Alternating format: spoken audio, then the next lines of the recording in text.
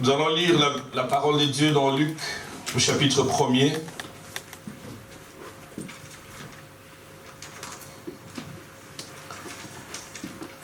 Du verset 67 jusqu'au verset 73.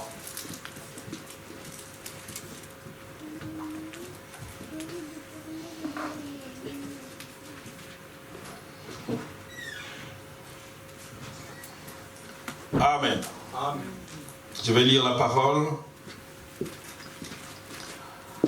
Luc chapitre 1er, à partir du verset 67. C'est la prière de Zacharie.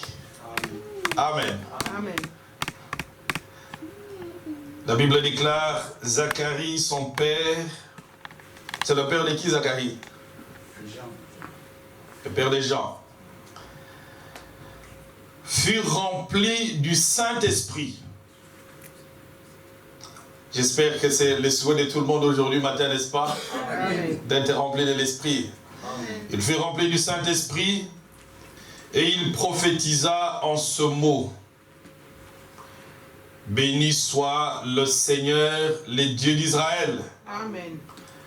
De ce qu'il a visité et racheté son peuple. Amen. Il nous a suscité un puissant sauveur. Alléluia. Dans la maison de David, son serviteur. Amen. Comme il l'avait annoncé par la bouche de ses saints prophètes des temps anciens. Amen. Vous voyez ce que Dieu promet, il le fait, n'est-ce pas? Amen. Un sauveur qui nous délivre de nos ennemis. Amen. Et de la main de tous ceux qui nous haïssent. Amen.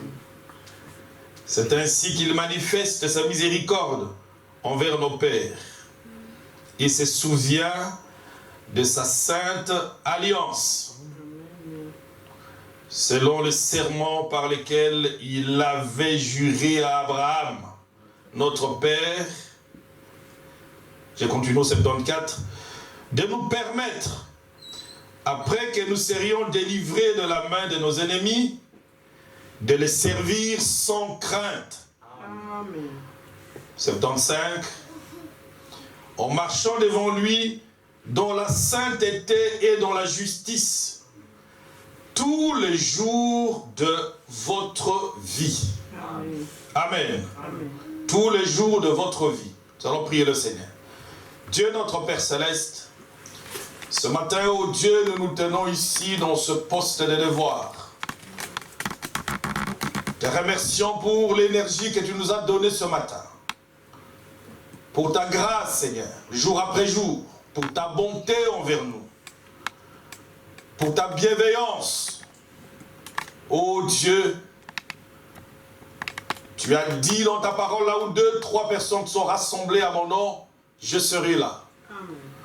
Nous croyons que tu es au milieu de nous ce matin. Voilà pourquoi, oh Dieu, nous nous inclinons devant toi. Dans le respect devant ta présence et devant ta face. Pour nous ôter nous-mêmes du chemin, Seigneur. Crucifier, oh Dieu, la chair. Toutes nos pensées. Afin, oh Dieu, de te laisser prendre possession et autorité de ces lieux. Fut-il de moi-même qui parle, Seigneur. Car si je parle aux hommes, je ne serai d'aucune utilité. Mais si le Saint-Esprit peut venir ici, le peu de temps que le Saint-Esprit peut s'emparer de ce corps, il peut faire la différence. Voilà pourquoi, Seigneur, je ne fais que m'attendre à toi. Bénis, oh Dieu, tous tes enfants qui sont chez eux là-bas et qui écoutent la parole, qui écoutent le message. Tu vois les sacrifices qu'ils ont fait ce matin. En s'élevant, en s'apprêtant, oh Dieu, pour écouter la parole de Dieu, pas la parole d'un homme. Seigneur Dieu, tu as promis des bénédictions, Père Céleste. À travers cette parole, c'est le moyen par lequel tu viens, Seigneur Dieu, nous atteindre. Et nous voulons, Seigneur Dieu, rester dans l'expectative, Seigneur. Croyant que tu nous bénis ce matin. Amen. Prends tout sous contrôle, pardonne-nous nos manquements, Seigneur notre Dieu. Et regarde-nous à travers les sangs de ton Fils Jésus-Christ, le sacrifice parfait par lequel tu nous as réconciliés avec toi. Béni soit ton saint nom. Sois avec notre pasteur là où il est. Que ton nom soit glorifié dans nos vies. Dans le nom de Jésus. Amen. Dieu vous bénisse. Amen. Vous pouvez vous asseoir. Alors donc, vous avez bien vu au verset 75, la prière de Zacharie, dans le bout de ce verset 75, il dit en marchant devant lui dans la sainteté et dans la justice tous les jours de notre vie. Amen. Amen. Tous les jours de notre vie. Et donc, frère Branham avait prêché un sermon tous les jours de notre vie. C'est un sermon il avait juste tiré ce sermon de ce bout de verset. Tous les jours de notre vie. Et c'est là que j'aimerais m'inspirer aujourd'hui matin pour partager avec vous ce parole prophétique. Amen. Amen. Tous les jours de notre vie. J'ai trouvé ça merveilleux. Et comment frère Branham s'était arrêté là. Tous les jours de notre vie, servir le Seigneur tous les jours de notre vie. Amen. Amen. Ce n'est pas servir le Seigneur le matin, aujourd'hui, et le servir un dimanche sur deux ou un jour. Aujourd'hui, on sert le Seigneur. Demain, on ne sait plus là où on est avec le Seigneur. Quand Dieu nous délivre, c'est pour que nous soyons dans son service tous les jours de notre vie. Amen. Amen. Amen. Dieu aimerait que vous écoutiez cette parole, frère. Tous les jours vous levez, vous ne pouvez pas être dans un état où vous dites « Aujourd'hui, je ne sais pas prier pour un malade, parce que je ne suis pas au service du Seigneur. » Tous les jours, vous devez être capable de prier pour un malade. Tous les jours, vous devez être capable de louer Dieu. Amen. Tous les jours, vous devez être capable de chanter pour le Seigneur. Amen. Tous les jours, vous devez être capable de vous déplacer pour Dieu. Amen. Tous les jours, vous devez être capable de vivre pour Dieu. Quand Dieu vous délivre, il vous délivre pour que vous soyez à son service tous les jours. Amen. Les servir tous les jours. Dans tous les cas, vous verrez, ici, la parole du Seigneur dire que si vous ne servez pas Dieu, vous servez dans tous les cas les diables. Amen. Amen. Amen. Amen. On ne peut pas être comme ça sans servir aucune de ces deux sources.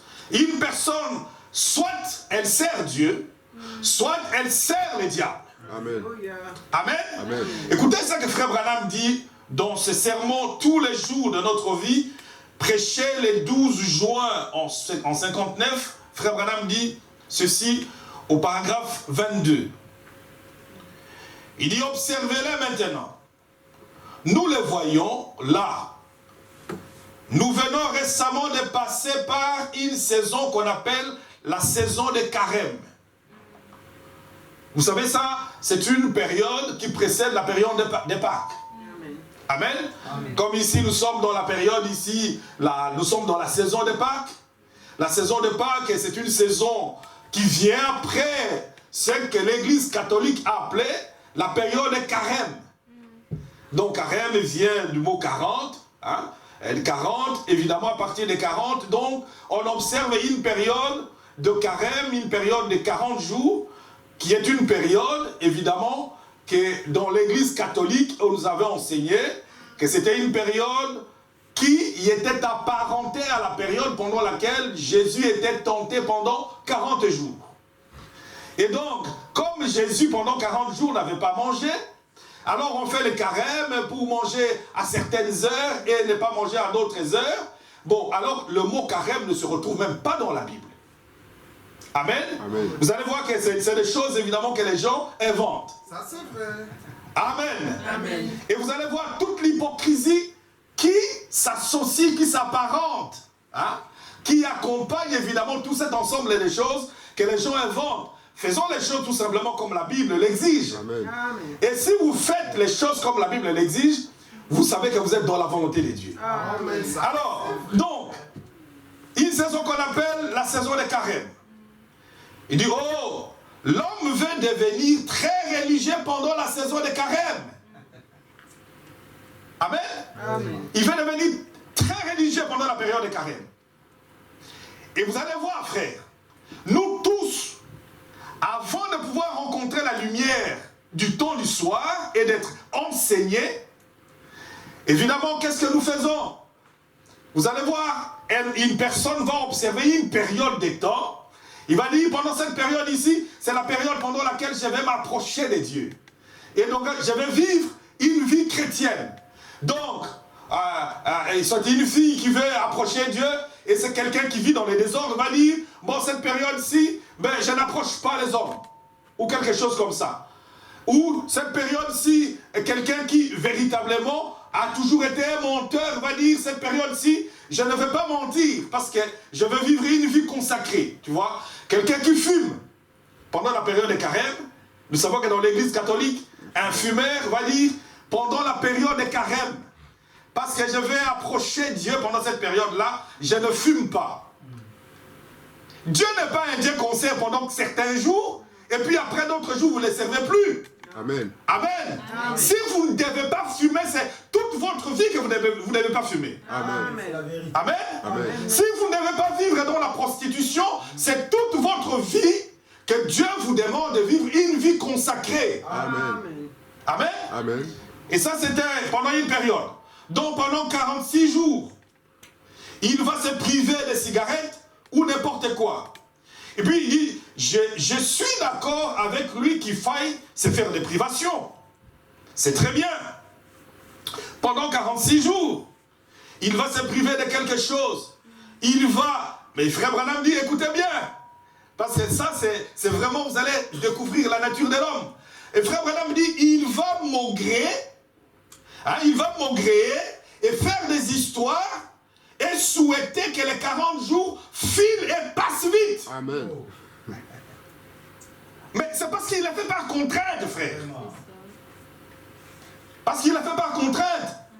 De toute façon, Dieu ne t'a pas dit, observe les 40 jours de carême. Et pendant cette période-là, alors qu'il est en train de se priver, il s'impose une privation, mais qui n'a rien à voir, qui ne vient pas de l'intérieur de lui, parce qu'il s'imagine une période artificielle, une manière artificielle de s'approcher de Dieu, et donc il va le faire pendant une certaine période. Mais pendant cette période-là, en fait, il va commencer à... En fait, il fait des histoires. Il fait des histoires pour lui, il faut que cette période passe vite. Parce qu'il a tellement envie de revenir à sa cigarette, qu'il faut que cette période passe vite. Vous savez, même une personne, quand tu gênes, quand tu fais un jeûne, tu dois rester pendant cette période-là. Ce n'est pas une contrainte qu'on t'afflige. Tu n'as pas faim. Amen. Tu veux t'approcher de Dieu. Tu es dans la présence de Dieu. Ici, c'est une contrainte que tu as fait, frère Branham dit, retourne, va manger. Amen. Amen. Amen. Va manger alors en ce moment-là.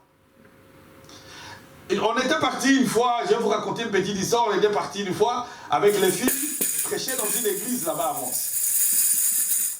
Et puis il y avait quelqu'un qui était là à l'église et qui est sorti de l'église parce qu'il voulait aller fumer. Vous entendez?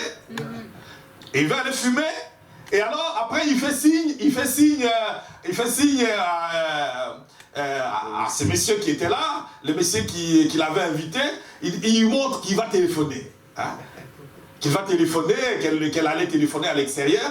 Elle est sortie, et puis quand elle est revenue, bon, les enfants ont dit, mais évidemment, c'est tout l'environnement qui était parfumé. Vous voyez? Qui était parfumé d'odeur de cigarette. Mais ça, c'est véritablement hypocrite. Tu t'infliges une contrainte, hein? Tu t'infliges une contrainte comme ça, et pour montrer qu'évidemment ce n'est pas ta vie, tu vas certainement inventer toutes sortes d'histoires, parce qu'il faut que tu arrives à fumer de manière à ce que la soif que tu as de fumer puisse passer. Amen. Amen. Et donc, avec Dieu, on ne vit pas une vie hypocrite. Vous voyez? On ne vit pas une vie hypocrite. C'est pas, je vais m'abstenir quand je suis à l'église de pouvoir fumer, mais comme ça, quand je sortirai à l'extérieur de l'église, je vais reprendre la cigarette. Non, frère. Si tu ne dois pas fumer, c'est toute ta vie, tu prends un engagement avec le Seigneur. Amen. Et tu dis, toute ma vie, je ne fume plus. Amen. Amen. Amen. Parce que la vie chrétienne, c'est faire demi-tour par rapport à ce que tu fais, de manière à vivre une vie qu'il soit une vie continue, tous les jours, que ça soit ta nature de vie comme ça. Ça serait hypocrite si je viens ici à l'église et je vais m'habiller avec des longues jupes. Après, si je sors à l'extérieur, ben, je mets des jupes qui sont courtes. Ça, c'est ce qu'on appelle une vie hypocrite. Amen. Dieu n'a pas besoin de ça. Amen. Dieu a besoin que notre vie soit changée et que nous soyons véritablement rachetés pour que nous soyons en état de communion avec lui en permanence et que nous puissions lui rendre un service de manière continue. Est-ce que vous m'entendez? C'est servir le Seigneur tous les jours de notre vie. Que je sais que je suis en communion avec le Seigneur. Parce qu'il nous a placés ici pour que nous puissions lui rendre un service tous les jours. Que quand il a besoin de toi, je sais que j'ai une fille là-bas qui me représente là-bas. Je sais que je peux parler par lui.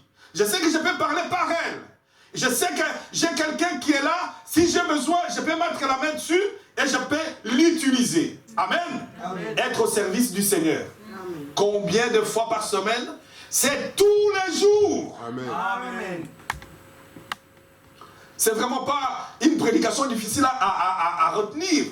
Tu sais que tu te lèves tous les jours, c'est tous les jours de ma vie. Amen. Ce n'est pas aujourd'hui, je suis en état de prier, demain je ne suis plus en état de prier. Ce n'est pas aujourd'hui, bon, si il y a une dispute qui ne me met plus en état de pouvoir servir le Seigneur. Donc aujourd'hui tu dis, non, je ne me sens pas capable de pouvoir servir Dieu. Non, frère. Dieu sait tous les jours qu'il faut le servir. Amen. Amen. Amen. Tu le sers lundi, tu le sers mardi, mercredi, jusqu'à dimanche. Tous les jours, tous les mois.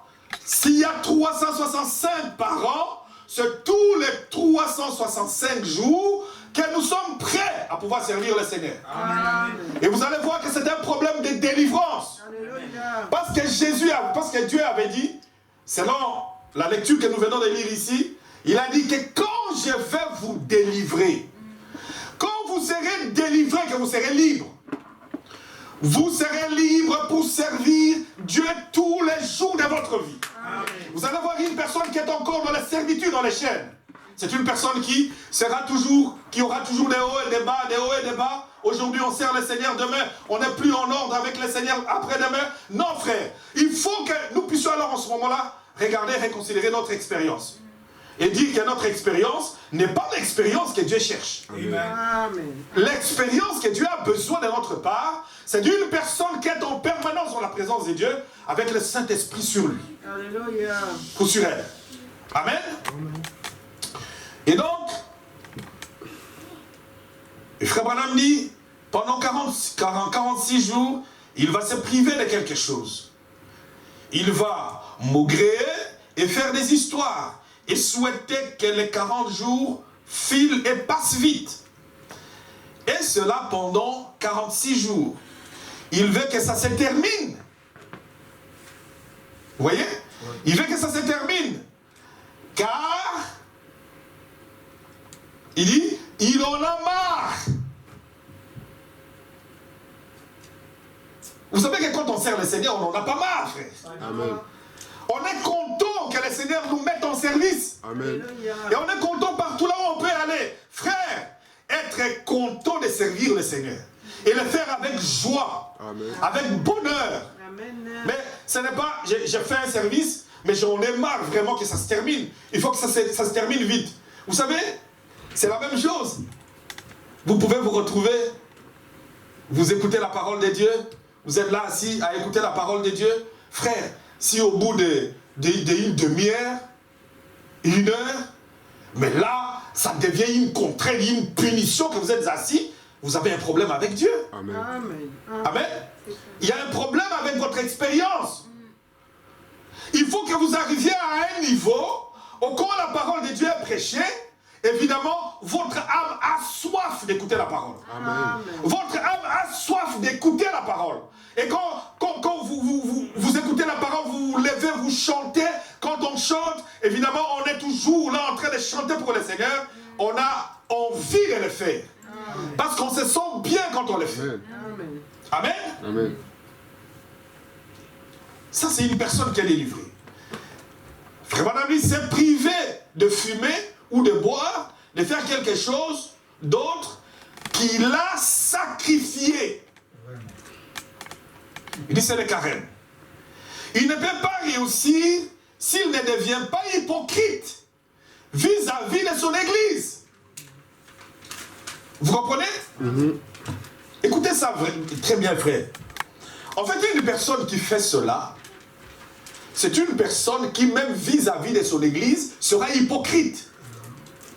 Amen. Parce que les jours qu'on va infliger ces contraintes, qu'on va dire, bon, c'est pendant 40 jours qu'on ne va pas fumer. Pendant ces 40 jours, mais laissez cette personne-là sortir, parce que ce n'est pas une nature qui vient d'elle. C'est clair que même par rapport à son église, il ne tiendra pas les coups. Tu vois? Elle va sortir là, et puis elle va aller fumer en cachette. Hein? Bon, comme nos cousins, vous savez, nos cousins aussi, pendant cette période, pendant laquelle ils vont dire qu'on va s'abstenir de telle et telle chose, vous allez les voir là, ils vont partir là pour aller commencer à fumer. Vous voyez? Alors qu'on va te dire, non mais officiellement je ne peux pas fumer. Donc il est hypocrite par rapport à son église. Il est hypocrite par rapport à son vœu. Non, officiellement, tu sais, ce que je fais là, c'est... je ne peux le faire ici parce qu'il n'y a personne qui me voit. Amen. Mais Dieu, ce n'est pas comme ça qu'on le sert. Est-ce qu'il y a un endroit que Dieu ne voit pas? Notre Dieu est un Dieu qui voit tout. Et de toute façon, notre engagement avec le Seigneur, c'est un engagement du cœur. Amen. C'est pour ça que quand on va pour le baptême, la Bible déclare que le baptême, c'est un engagement que l'on prend, mais c'est ton cœur qui s'engage par rapport au Seigneur. Et tu sais qu'on ne sert pas Dieu de manière hypocrite. Amen. Est-ce que vous m'entendez? Ce n'est pas ici, parce qu'on me voit, ici on ne me voit pas, alors je vais servir le Seigneur. Frère Branham dit, même par rapport à ton église, tu seras hypocrite. Amen. Et de toute façon, Dieu n'a pas besoin de ça. Il dit ensuite, le lundi de Pâques, le lundi après le dimanche de Pâques, il va carrément se permettre toutes les extravagances. Amen. C'est-à-dire, comme je m'étais déjà privé pendant jusqu'ici, jusqu'à lundi de Pâques, les 40 jours, les 46 jours, frère Branham parle ici. Mais donc, mais ce mot 40, je vous ai dit, carême vient de 40. Et donc, ils vont s'infliger pendant 46 jours de faire cet exercice-là, une contrainte. Et après, quand on arrive lundi de Pâques, quand il va sortir de là, vous savez, après le carême de nos cousins, hein, vous savez, quand c'est fini, il y a toujours une fête qui suit après. Hein?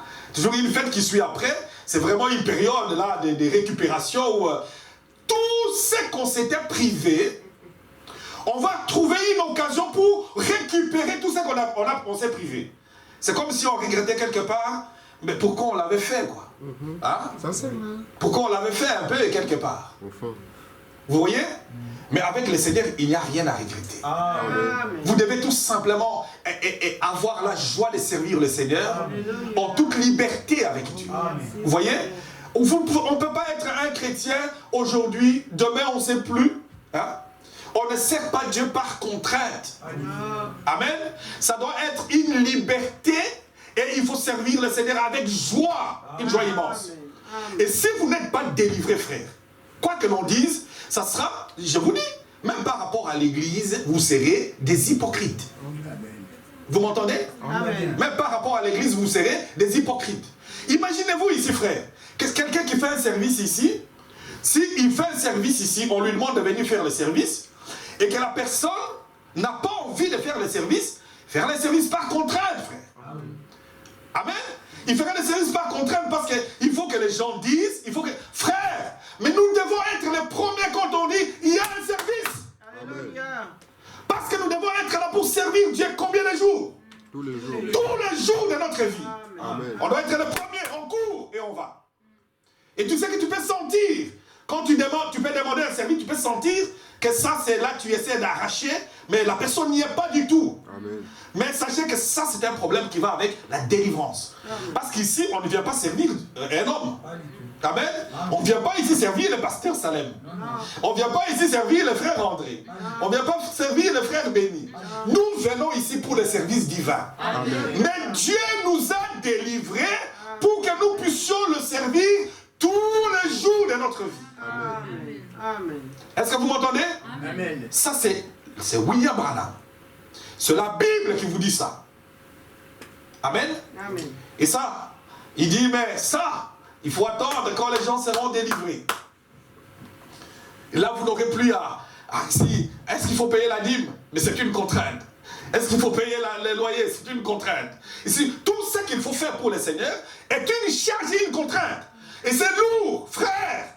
Mais notre sacrifice doit être pour le Seigneur Jésus. Alléluia. Amen. Nous devons vivre une vie de sacrifice parce que nous allons y arriver, une vie de sacrifice pour le Seigneur tous les jours. Et nous devons le faire avec joie, avec bonheur. Amen. Amen. Amen. La délivrance. Frère Branham, il dit alors, le dimanche, quand tout est passé, il dit, mais il va carrément se permettre toutes les extravagances. Il dit, c'est vrai. Pourquoi?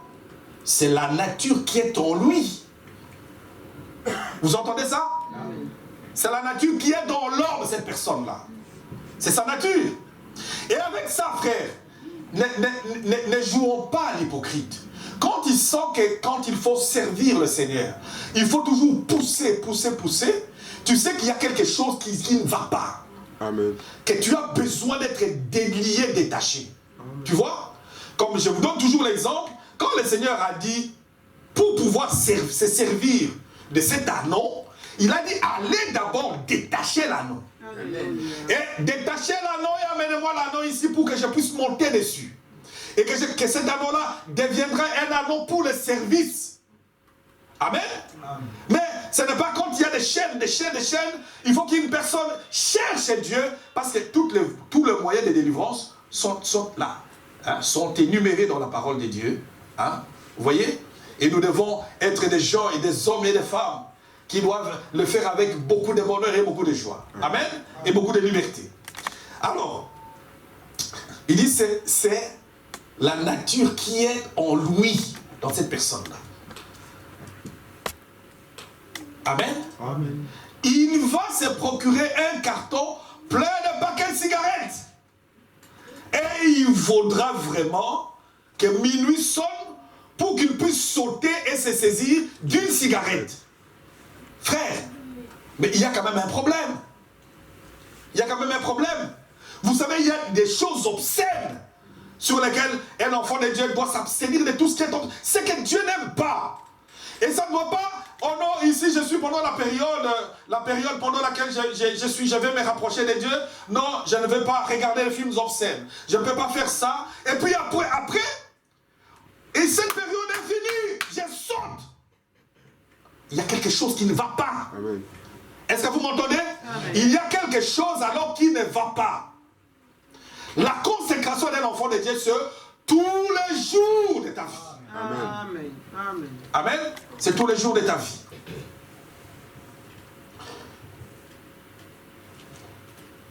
Tous les jours de ta vie. Vous voyez?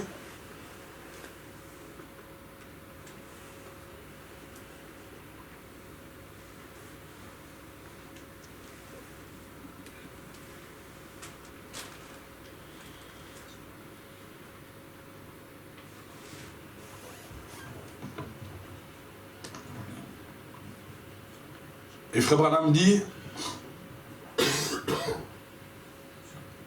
il se coupera vraiment en 1000 morceaux pendant quelques jours. À quoi est-ce que cela servira? Vous voyez? Il se coupera en 1000 morceaux pendant quelques jours. Pourquoi?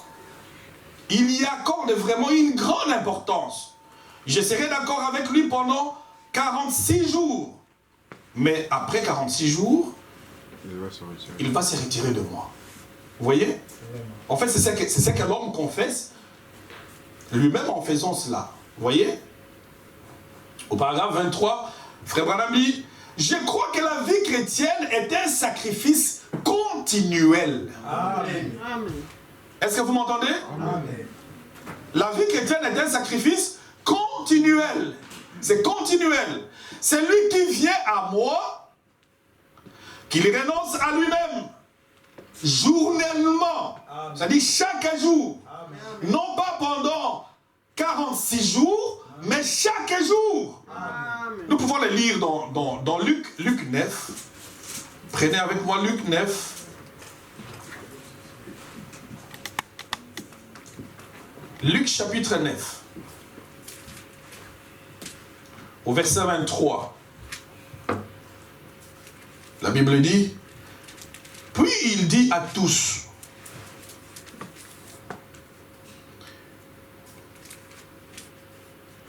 si quelqu'un veut venir après moi, qu'il renonce à lui-même, qu'il se charge, combien de jours?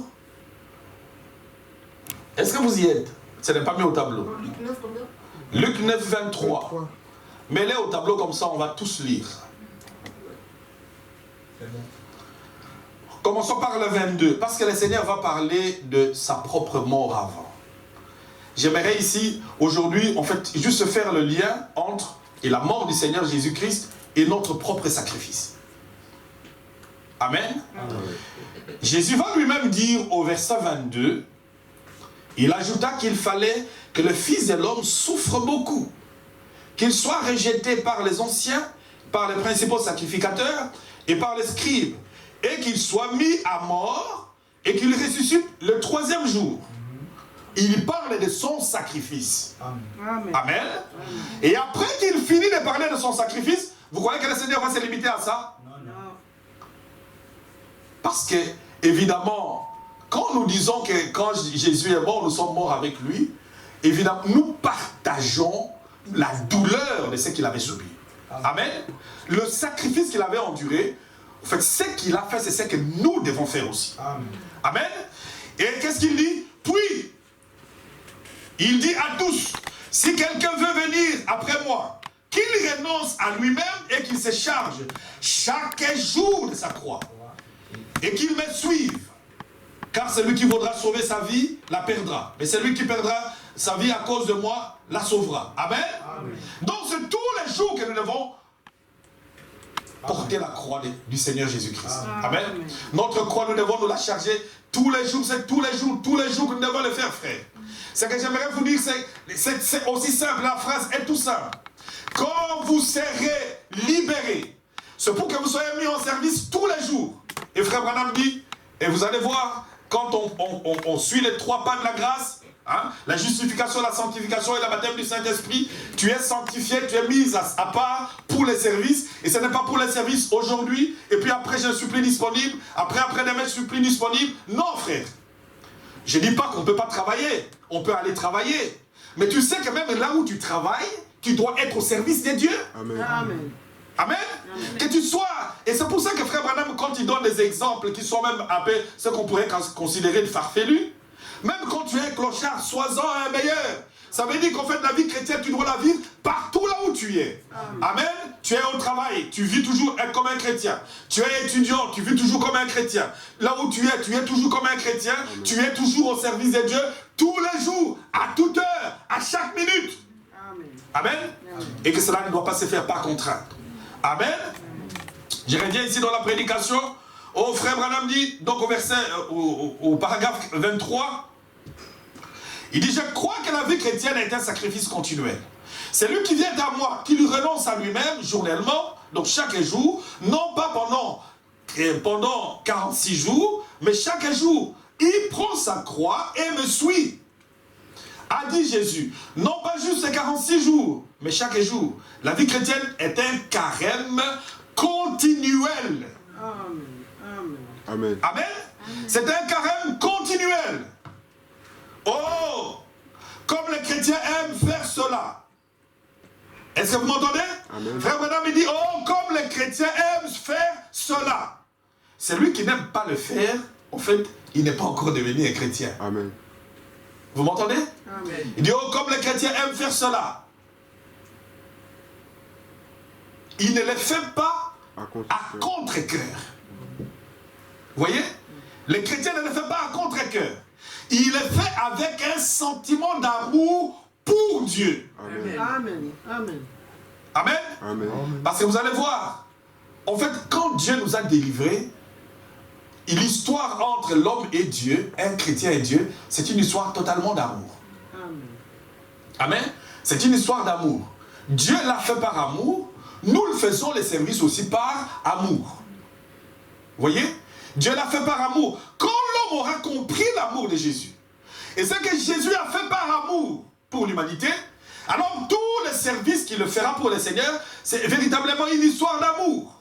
Hein? Quelqu'un véritablement qui te donne un amour comme Jésus nous a donné, nous devrions tout faire par amour pour lui. Amen.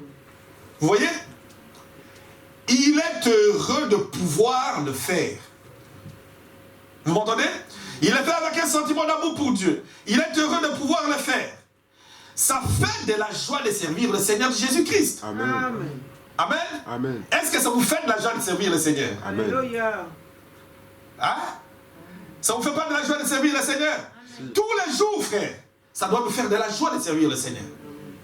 Et si ça ne te fait pas de la joie de pouvoir le servir tous les jours, il faut qu'on en arrive à ce point-là.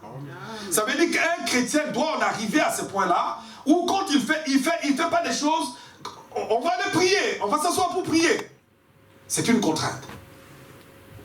Bon, on va aller chanter pour le Seigneur, c'est une contrainte. On va aller prêcher l'évangile, c'est une contrainte. Tout est une contrainte et il le fait à contre-cœur.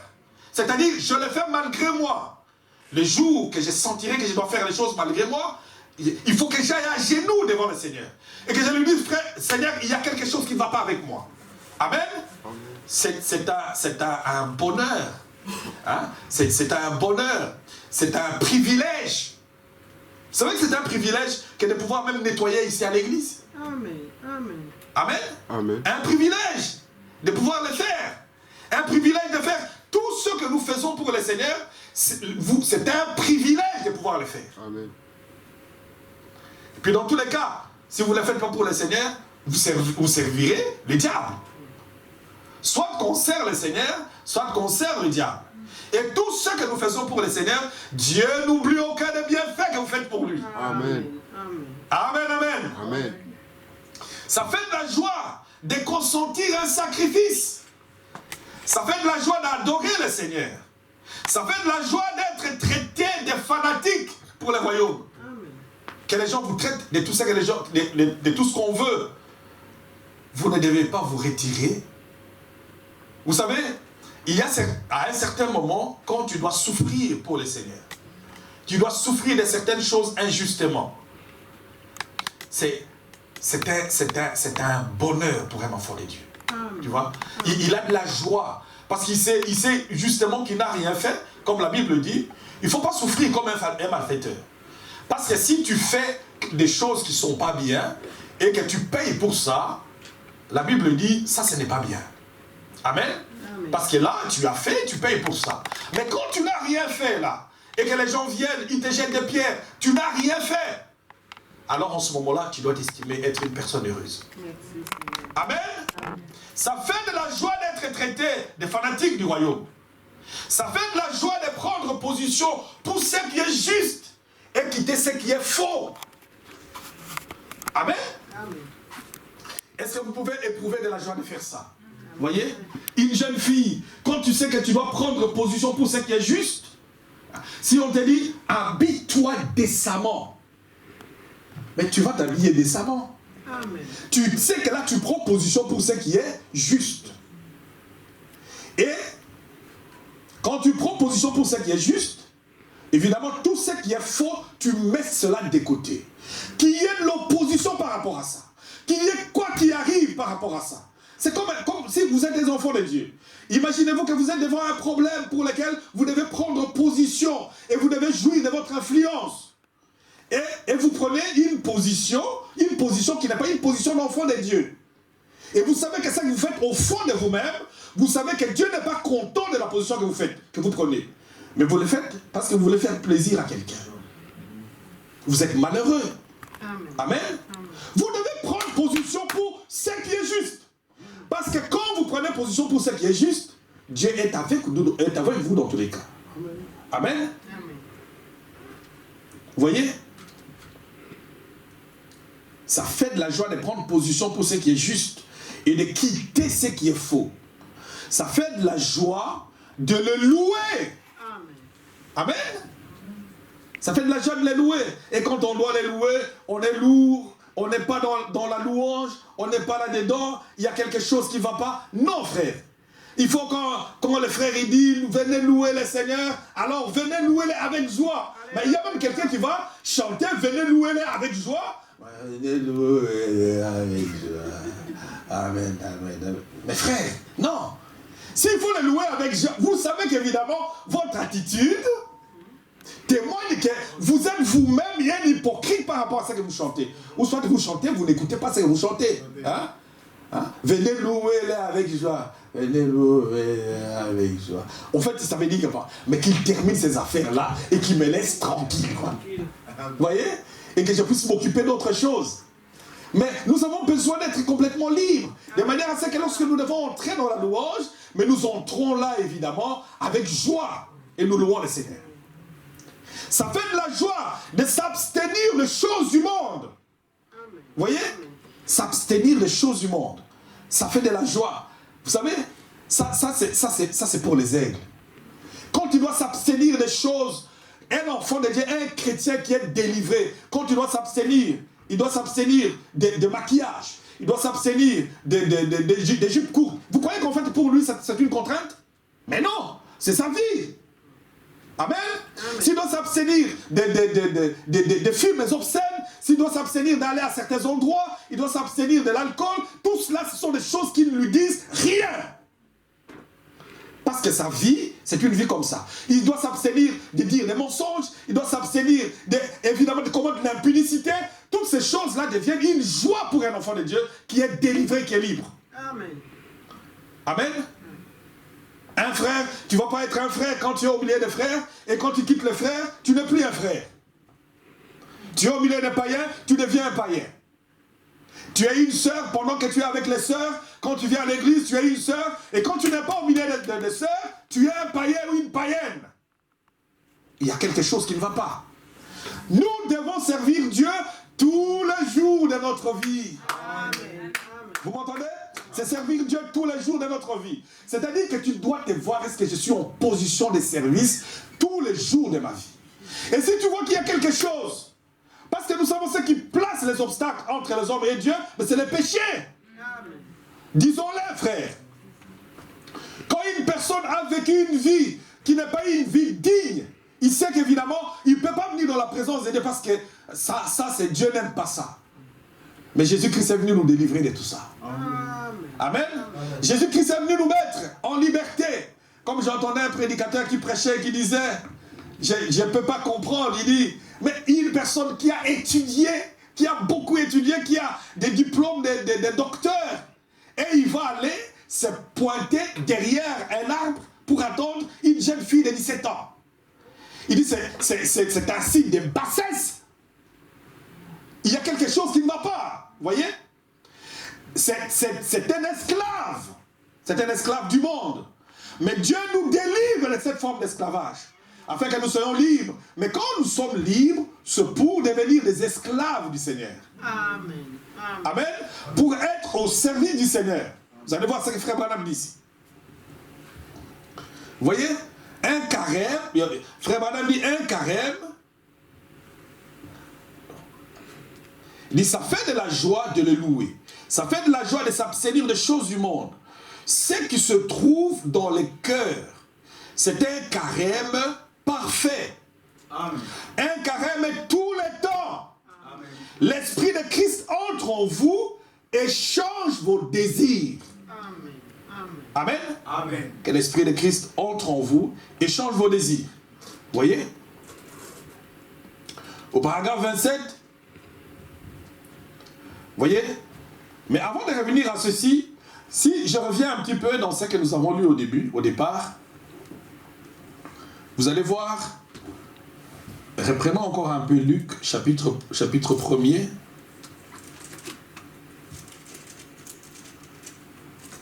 Luc, chapitre 1er, juste pour vous rafraîchir un peu la mémoire, au verset 47. La Bible dit, Zacharie, son père, fut rempli du Saint-Esprit et prophétisant en ces termes. Béni soit le Seigneur, le Dieu d'Israël, de ce qu'il a visité et racheté son peuple. Amen. Amen. De ce qu'il a visité et racheté son peuple. Amen. Zacharie qui prophétise ici par l'Esprit. Vous savez qu'en ce moment-là, quand il a prophétisé, parce qu'il ne parlait plus depuis qu'il avait douté de la parole de l'ange, n'est-ce pas? Ah oui. Et puis jusqu'à ce qu'ils sont allés ce jour-là au temple, ils sont arrivés là-bas au temple, c'était le 8e jour, qu'ils devaient aller présenter l'enfant au temple, et c'est en ce moment-là qu'on demandait comment est-ce que l'enfant s'appelait. Et la mère a dit, il s'appelle Jean. Il dit, il n'y a pas de Jean dans votre parenté. Dans votre parenté. Et donc, on a voulu comme d'habitude présenter à Zacharie des tablettes avec peut-être des craies pour qu'il puisse encore écrire. Parce qu'on savait que lui, il ne savait plus parler. Amen. Amen. Et donc, on veut venir ici, on veut lui demander, parce qu'on voulait, on a dit, bon, écoutez, dans sa famille, il n'y a personne qui s'appelle Jean. Mais d'où vient le nom de Jean que la mère présente? Mais ça, c'était les noms qui avaient été donnés de manière céleste à cet homme-là. Amen. Amen. Et tout d'un coup, sa langue s'est déliée. Oh, j'aime cela, frère. Le Saint-Esprit délie la langue. Amen. Et j'aime même quelqu'un, quand tu dois prier, il prie par l'Esprit, frère. Il entre dans l'Esprit parce que ce qu'il fait par l'Esprit, poussé par l'Esprit, vous savez qu'en fait, il y a une autre dimension qui s'ajoute à ça. Sa langue s'était complètement déliée, et quand sa langue s'était déliée, parce qu'il savait qu'en ce moment-là, sa femme ayant accouché, vous savez, vous vous rappelez que Marie était déjà partie voir. On a déjà vu ça en pièce de théâtre ici, hein, que la série ça qu'on nous a déjà fait à plusieurs reprises. Hein. Et donc, Marie était déjà partie voir Élisabeth, là où elle était. Et donc, au 6e mois de la grossesse, donc, il savait que le Sauveur était sur la terre. Amen. Amen. Ce Sauveur-là qui nous était promis, il était là. Et alors, sa langue s'était déliée, il a béni le Seigneur. Je bénis le Seigneur du fait qu'il nous a visités. Amen. Il nous a visités. Et est-ce qu'il nous a seulement visités? Frère, est-ce que tu l'as mis au tableau? Il a racheté son peuple. Et il a racheté son peuple, frère. Amen. Amen. Amen. Et c'est ça, c'est toute la démarche ici. Amen. La visitation du Seigneur. Et les rachats. Parce que, vous savez, la visitation du Seigneur Jésus-Christ, ça c'est ce que Frère Branham appelle la visitation suprême. Amen. Amen. Dieu dans sa plénitude, dans le Fils, est venu pour racheter l'humanité. Parce que c'est là dans le Fils qui devait laisser briser la cellule de sang pour nous racheter. Le sacrifice ultime qui devait mourir sur la croix pour nous racheter, pour notre rachat. Mais la visitation, attention que par rapport à l'évangile, Frère Branham dit ceci, quand un prophète vient prêcher, au niveau des âges de l'église, ça, il y a des visitations de l'âge. Amen. Visitation de l'âge. Et chaque fois que Dieu vient vous parler, c'est une visitation. Amen. Amen. Le Saint-Esprit va vous visiter. Vous allez voir, vous êtes malade, vous avez un problème. Dieu peut vous visiter, voyez. Il vous visite avec la parole de Dieu. Il y a un serviteur de Dieu qui vient chez vous, qui vous parle. Comme ici, ce matin, si je viens avec la parole du Seigneur, c'est Dieu qui vient. C'est une visitation de la parole de Dieu. C'est une visitation du Saint-Esprit. Amen. Et quand le Saint-Esprit vous visite, il faut faire attention. Amen. Dieu ne vient pas, il ne parle pas pour rien. Amen. Il n'est pas quelqu'un qui vient. L'homme doit saisir les temps de sa visitation. Amen. Il doit saisir l'occasion. Quand tu es malade et quelqu'un vient te lire la parole de Dieu, Dieu va envoyer quelqu'un pour te lire la parole de Dieu.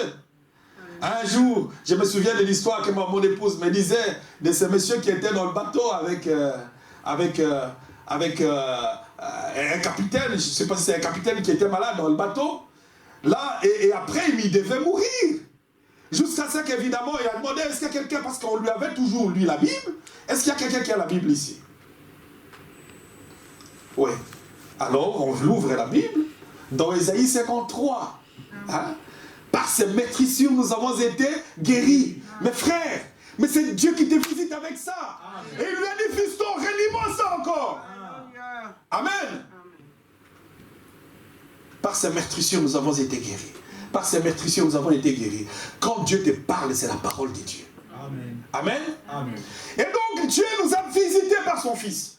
Et la visitation, quand Jésus est venu il y a 2000 ans en arrière, ça c'est la visitation suprême du Fils de Dieu qui devait venir sur la terre et dans le monde afin de nous racheter du péché. Amen. Amen. Afin de nous racheter du péché. Et depuis lors, quand il est parti, il a dit, je ne vous laisserai pas orphelins. Amen. Je serai avec vous tous les jours, il a dit à ses disciples, jusqu'à la fin du monde. Et nous savons qu'il continue toujours à visiter ses enfants. Parce que Jésus-Christ est le grand « Je suis ». Amen. Ce n'est pas le j'étais, mais c'est le grand « Je suis ». Vous voyez? Donc, quand Dieu vient, il vous parle, il vous dit, mes enfants, aujourd'hui, je veux vous dire que quand vous êtes délivrés, c'est pour les servir tous les jours. Amen. Amen. Et donc il bénit le Seigneur, parce qu'il sait que Dieu a visité son peuple. Mais quel bonheur, frère, de recevoir la visitation du Seigneur. Parce que, vous savez, je disais frère Branham qui disait un jour, quand le roi George est venu au Canada là-bas, hein, la visitation d'un roi comme le roi George, il dit il était parti avec frère Baxter, et quand frère Baxter a vu le roi George, il dit le frère Baxter pleurait du fait que le roi les avait visités. Amen. Amen. Et le frère Baxter pleurait du fait que le roi les avait visités, parce que le roi George était venu là au Canada. Parce que les rois d'Angleterre, c'est lui, le roi du Canada. Ah oui. Amen. Mes frères, ça ce n'est qu'un homme terrestre. Mais vous vous rendez compte, Jésus dont on parle ici, c'est le roi du ciel et de la terre. Amen. Qui vient et qui visite son peuple. Amen. Et quand un homme comme ça, comme lui visite, ce n'est pas comme la visite des hommes. Non, non. Parce que l'homme peut aller comme ça, un roi ou un président peut aller, il visite. Les gens sont simplement contents de pouvoir le voir. Il va agiter la main. Mais Jésus, quand le roi du ciel et de la terre visite la terre, c'est pour acheter son peuple. Amen. C'est pour apporter une grande délivrance, frère. Gloire à Dieu. Amen. Amen. Et vous allez voir, c'est ça la différence. C'est pour ça que nous devenons fous quand on parle de lui. Amen. Parce que nous savons que lui, ce n'est pas une visitation comme un... Quand Dieu vient vous visiter avec la parole, parce qu'il vient votre délivrance aujourd'hui. Il veut qu'une personne qui est dans les chaînes, qui tous les jours pour servir le Seigneur, c'est toujours une contrainte. Alors il vient avec la parole de Dieu pour te dire, tu sais que c'est tous les jours que tu dois servir le Seigneur. Amen. Mais pour cela, il faut de la délivrance. Et quand il vient, il rachète. Il a racheté et il nous a racheté par son sang précieux. Le sang de Jésus-Christ, on ne peut pas les comparer à un homme. Jésus n'est pas un homme ordinaire. Jésus est plus que le prophète. Alléluia. Il est le prophète des prophètes. Merci, Seigneur. Amen. Il est le Dieu des dieux. Il est le Seigneur des seigneurs. Il est le roi des rois. Il est le prophète de tous les prophètes. Même le prophète de William Branham. Amen. Parce que William Branham dit, nous avons été rachetés par le sang du Seigneur Jésus-Christ. Amen. Et de toute façon, tous les hommes naissent de la naissance terrestre. Avec une ligne généalogie qu'on connaît ici. Hein, son père, sa mère et tout ça, ils sont là, on les connaît. Amen. Mais quand on suit la généalogie de Jésus, on sait que là, il y a quelque chose qui devient compliqué, quoi. Hein? Parce qu'il a vécu, Joseph a vécu avec Marie, sa mère. Bon, ils n'ont pas vécu comme Marie, comme homme et femme. Et vous savez que Joseph voulait même la répudier. Parce qu'il ne comprenait pas de qui est-ce qu'il avait attrapé. Il avait attrapé la grossesse. Vous voyez? Il voulait même la répudier. Mais quand on retrace cette généalogie, vous voyez, oh, ça vient chez Joseph. Mais vous savez qu'en fait, ça c'est tout simplement une lignée pour qu'on puisse arriver là. Mais nous savons qu'évidemment, Joseph, il n'y est pour rien. Ce n'est pas sa sémence. Amen. C'est-à-dire qu'on ne trouve pas sa généalogie sur la terre.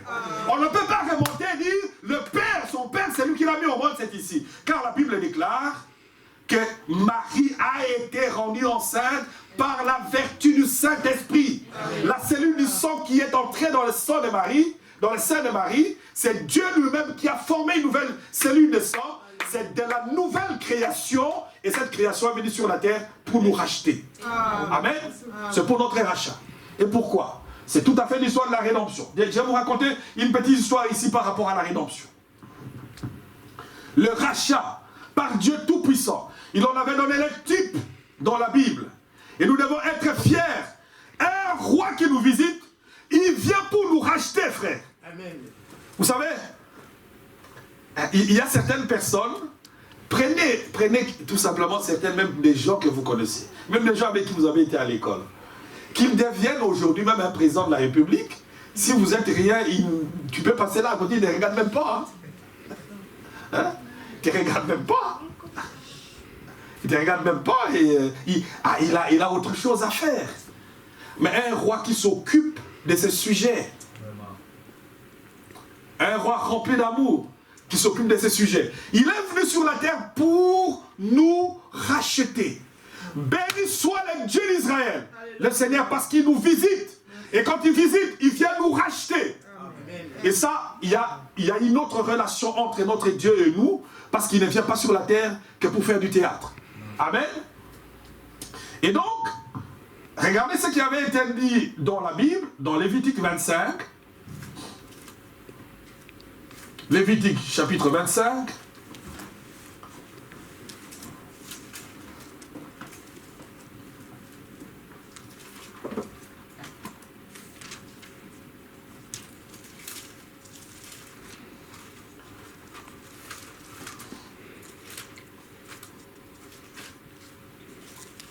Amen. Amen. Au verset 47.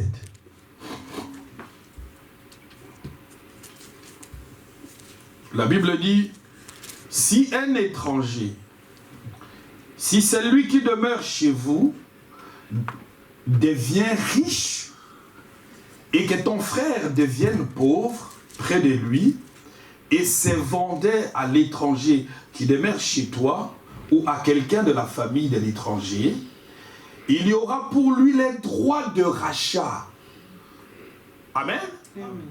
Il y aura pour lui les droits de rachat. Après qu'il se sera vendu, un de ses frères pourra le racheter. Amen. Dieu est en train d'annoncer sa venue sur la terre. Pourquoi est-ce que Jésus-Christ est devenu un homme?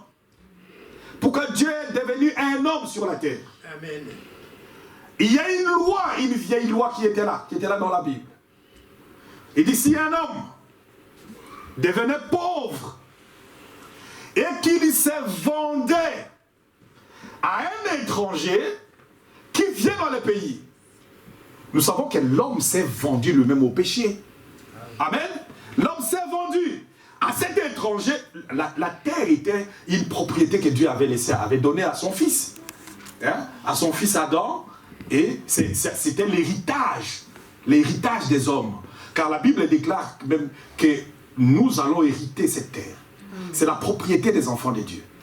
Et alors après, il y avait un vagabond là qui se promenait quelque part là au ciel, après avoir péché, après qu'il s'est révolté contre Dieu, il a été précipité ici sur la terre. La terre n'est pas la propriété du diable. Pas du tout. Amen. Amen. Il est venu pour usurper une propriété qui n'est pas la sienne. Amen. Et qu'est-ce que l'homme a fait? Et c'est ce que nous faisons nous-mêmes. L'homme s'est vendu au péché. Par l'entremise d'Ève, nous nous sommes vendus. L'apôtre Paul dit, nous sommes vendus au péché. L'homme s'est vendu au péché. Mais il est devenu pauvre. Parce que la plus grande richesse pour un enfant de Dieu, ce ne sont pas les richesses matérielles. La plus grande richesse pour un enfant de Dieu, c'est d'être dans la présence du Seigneur. D'être avec Dieu tous les temps. Amen. Et vous savez, Moïse était un homme qui pouvait devenir le roi d'Égypte. Il était le roi pressenti, le prochain pharaon. Amen. Mais il a considéré tout cela comme de la boue. La richesse du monde comme de la boue. Pour prendre l'opprobre de Christ, comme une plus grande richesse. Amen. Et l'homme évidemment, s'est vendu au péché chez quelqu'un qui est venu là, à qui il n'appartient pas. Lui, c'est lui qui était l'étranger qui est venu sur la terre ici. Vous voyez? Alors il s'est vendu au péché. Et la Bible dit, si un homme, ça c'était une loi, il y a plusieurs lois, vous pouvez lire tous les Lévitique chapitre 25, si un homme devient pauvre et qu'il s'est vendu, la Bible a dit que cette personne-là, si c'est un Israélite, il ne restera pas éternellement esclave. Il a un droit qu'on appelle le droit de rachat. Amen. Le droit de rachat. Il y a un droit. Et ici la Bible dit, je vais vous lire, nous allons lire ensemble. La Bible dit ceci. Il y aura pour lui le droit de rachat. Au verset 48. Après qu'il se sera vendu, un de ses frères pourra le racheter. Amen. Amen. Un de ses frères pourra le racheter. Il dit son oncle, ou le fils de son oncle, ou l'un de ses proches parents pourra le racheter, ou bien, si l'on a les ressources, il se rachètera lui-même. Amen. Maintenant, dites-moi, est-ce que l'homme, d'abord, le prix du rachat, c'était quoi? Le prix du rachat. Le sang d'un innocent. C'est le sang. C'est la mort. Il fallait que la vie paye pour la vie. Amen. Il fallait que la vie paye pour la vie. Il fallait une victime innocente. Mais qui pouvait le faire? Parce qu'ici, comme on vient de dire, si on suit tout le monde, il est né de telle personne et telle personne, nous avons tous été renfermés dans les péchés. Conçus dans les péchés, nés dans l'iniquité, conçus dans les péchés. Il n'y avait personne qui pouvait en racheter un autre. Alors il a fallu que quelque chose se passe.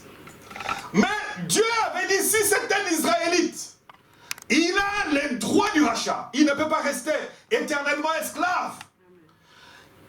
Parce que la Bible dit, si vous continuez à lire là plus loin, plus bas, la Bible va dire jusqu'à l'année qu'on appelait l'année du jubilé. Amen. Jusqu'à l'année du jubilé. Si maintenant, c'est toujours en fonction, tu es pris en otage, et Frère Branham l'appelle, tu es comme dans une maison sur gage, tu es là pris en otage, proportionnellement évidemment, au montant pour lequel tu vas te vendre. Tu vois? Au montant pour lequel tu vas te vendre. Tu vas faire autant d'années proportionnellement au montant pour lequel tu vas te vendre.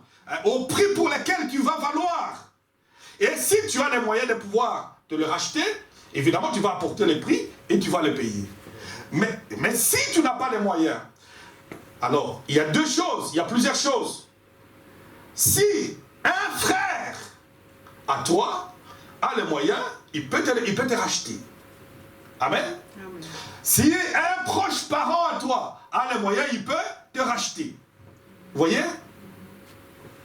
Et si tu as les moyens, mais tu peux les faire. Mais ici, le prix que Dieu avait requis par rapport au péché, c'était la mort. Et la mort d'un innocent. Donc, il n'y a personne qui avait les moyens de se racheter lui-même. Il n'y a personne qui pouvait par elle-même se racheter. Il a fallu que quelque chose se passe. C'est pour cela que le roi lui-même devait descendre sur la terre et devenir un homme. Créer une nouvelle cellule de son homme Marie. Pour qu'une nouvelle création vienne sur la terre. Et qu'une nouvelle création vienne sur la terre, et que cette nouvelle création sur la terre, et c'était le sang de Dieu Tout-Puissant, enveloppé dans le sein de Marie, devait produire ce que Dieu avait requis, et c'était la personne du Seigneur Jésus-Christ. Amen. Et la Bible dit, vous n'avez pas été racheté par n'importe quel prix. Vous avez été racheté par le sang du Dieu Tout-Puissant. Amen. Amen. Dieu vous a racheté. Et donc, vous voyez, au verset 50, vous voyez, et les ressources, il a des ressources. Il se rachètera lui-même. Donc, il y a un prix à payer. Il comptera avec lui. C'est lui qui l'a acheté depuis l'année où il a été vendu jusqu'à l'année du jubilé. Et le prix à payer dépendra du nombre d'années, lesquelles seront évaluées comme celle d'un mercenaire. Maintenant, le prix à payer, et nous savons que le prix à payer, c'était la vie d'un innocent. Et donc, cette vie d'un innocent, bien entendu, il fallait trouver, il n'y en avait pas sur la terre, que personne ne vous trompe, frère. Que même si c'est un prophète, qui que ça soit, voyez, tous les prophètes ont été des grands guerriers, des grands combattants dans l'Ancien Testament. Ils ont délivré des grandes batailles. Mais quand ils sont arrivés à la question de la mort, la Bible dit, même David, la Bible dit, son sépulcre est ici parmi nous. Amen. Dit son sépulcre est ici parmi nous. Il n'y en a qu'un seul qui pouvait payer le prix. Son nom, c'est le Seigneur Jésus-Christ. Amen. Amen. Et c'est lui, le roi des gloires, c'est lui qui est descendu du ciel sur la terre afin de nous racheter. Et comme la Bible avait requis à un frère, et ce n'est pas pour rien que la Bible dit dans Hébreu que Jésus n'a pas honte d'être appelé notre frère. Amen. Amen. Il est un frère pour nous. Il s'est tellement identifié à tout ce qui était dit de lui dans la Bible. Il dit, il n'a pas honte d'être appelé un frère. Il est un frère pour nous. Vous voyez? Il est devenu un proche parent sur la terre. Un parent rédempteur. Vous voyez? Et c'est ici, vous savez, par rapport aux proches parents, la loi par rapport aux proches parents, et nous avons déjà étudié dans cette église, quand Naomi, avec Ruth, quand Ruth devait être rachetée, en rachetant Naomi, évidemment nous savons que Boaz avait racheté, en rachetant Naomi, Boaz avait racheté Ruth, pour que Ruth devienne son épouse. C'est toute la loi de la rédemption est écrite un peu partout dans la Bible. Amen. Vous voyez? Et j'ai voulu, frère Branham, par rapport à ça, frère Branham dit ceci, dans la prédication,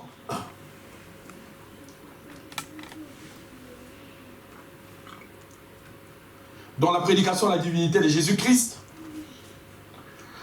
La divinité de Jésus-Christ, prêchée le 25 décembre en 49. Et frère Branham en parle abondamment dans les Écritures. Voyez? Au paragraphe 67.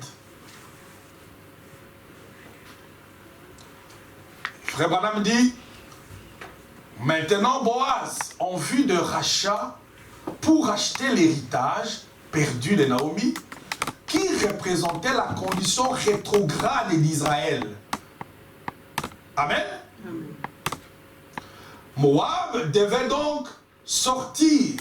Et quand il l'a fait, plutôt dit Boaz, quand il est sorti, il a dû ôter son soulier devant les portes, devant les anciens, comme témoignage public, qu'il ramenait cette femme perdue dans sa propriété.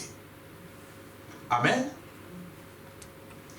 Et en faisant cela, alors, il a aussi racheté son épouse, la femme qu'il cherchait. Il devait premièrement racheter cette femme en vue d'obtenir l'épouse. Il dit, ne voyez-vous pas? Tu peux descendre encore un peu?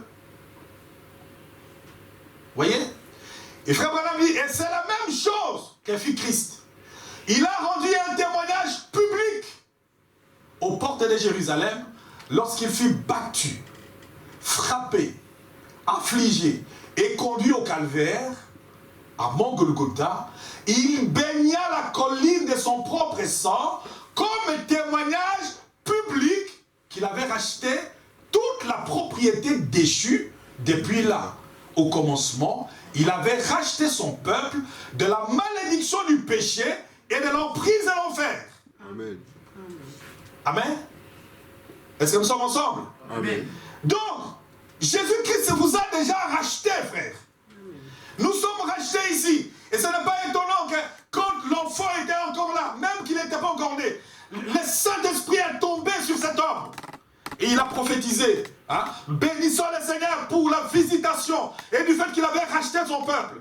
Et cet homme, cet enfant Jésus qui est venu sur la terre, n'est pas resté qu'un enfant, il est allé jusqu'à pour accomplir tous les types qui étaient décrits de lui dans l'Ancien Testament, jusque là au calvaire. Il a été flagellé, il a été battu, il a donné son corps en sacrifice. Et son sang a baigné les montagnes des monts Golgotha pour vous libérer, pour payer le prix. Parce que quand on parle de racheter, on a même lu dans Lévitique 25, ça veut dire payer un prix. Payer un prix. Et le prix, Jésus-Christ l'a payé. Amen. Jésus-Christ a payé le prix. Si Jésus-Christ a payé le prix, il vous a délivré, frère. Amen. Il vous a libéré.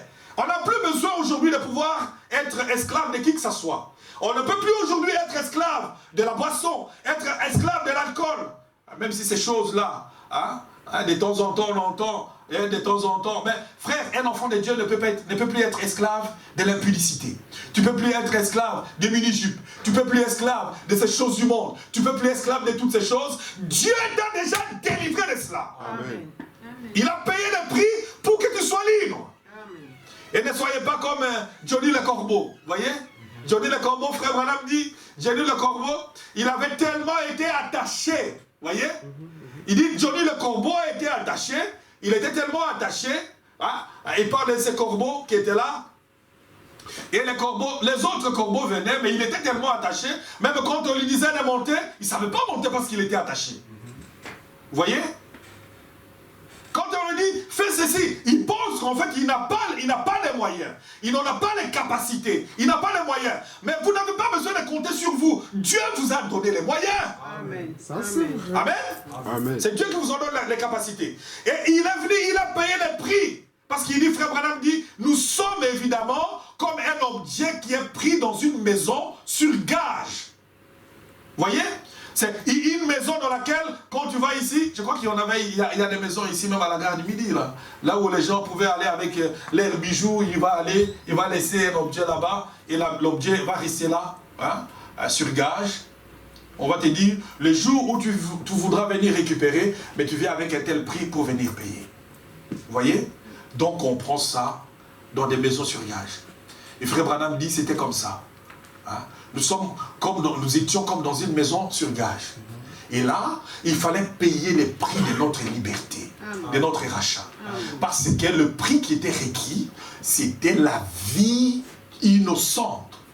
Et la vie d'un agneau innocent, il n'y a personne ici sur la terre qui pouvait le faire. C'est pour ça que Dieu lui-même nous a visités. La visitation de Dieu lui-même, non seulement qu'il nous a visités, mais il nous a rachetés. Il a payé cache le prix. Et comme la Bible dit qu'il fallait payer le prix par quelqu'un qui a le moyen. Est-ce que tu as les moyens toi-même? Tu n'en as pas. Alors il a dit un proche parent. Un proche parent. Alors il donne l'exemple Boaz. Boaz était les proches parents là. Nous savons qu'évidemment quand Naomi est partie avec son époux, et son époux est allé mourir dans le pays étranger, son fils est allé se marier, il fallait, par incorporation, revenir avec Ruth, pour que Ruth devienne la femme de Boaz, il fallait racheter cette femme. Mais là, il fallait alors présenter en public. Quelque chose devait être fait en public. Et qu'est-ce que Boaz a fait? Il a pris son soulier, il a élevé son soulier, il a dit, ce jour, je prends tout le monde à témoin. Et que tout le monde le sache que j'ai racheté cette femme. Amen. Amen. Et nous savons que frère Branham nous dit de la même manière, Christ, pour rendre un témoignage public que vous et moi nous avons été rachetés et que le prix a été payé, il dit il a été flagellé, il a été battu, il a subi tout ce qu'il avait subi et son sang a baigné le mont Calvaire. Amen. Pour que d'une manière publique et solennelle, qu'il rende un témoignage qu'ici, il ne vient pas pour faire les choses d'une manière non honorable, mais selon il respecte la loi qu'il avait donnée. Donc vous et moi, je vous dis aujourd'hui, le Saint-Esprit vous dit aujourd'hui, vous êtes des hommes et des femmes libres qui sont rachetés. Amen. Amen. Amen. Dieu vous a rachetés. Mais frère Branham dit, ne soyez pas comme Johnny le Corbeau. Amen. Vous savez, Johnny le Corbeau, donc Johnny le Corbeau était attaché aux pieds. Il était attaché aux pieds et alors il était là. Chaque fois qu'il y avait des corbeaux qui survolaient là, Il savait que sa place n'est pas été là dans la basse-cour. Il devait monter là-haut. Mais il était attaché en ce moment-là.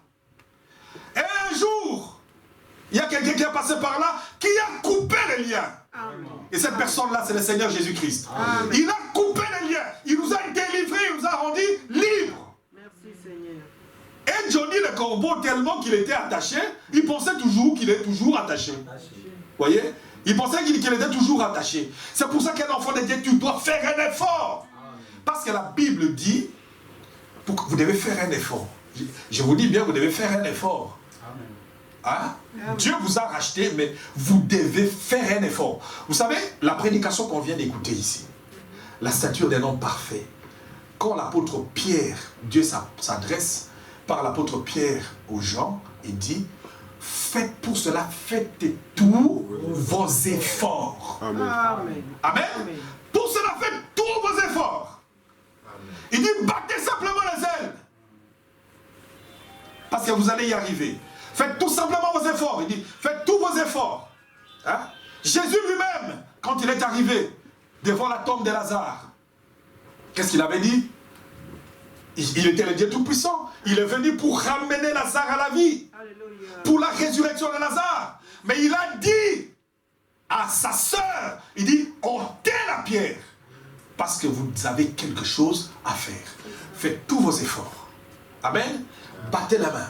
Faites tout. Parce que c'est ça en fait votre part du sacrifice. Amen.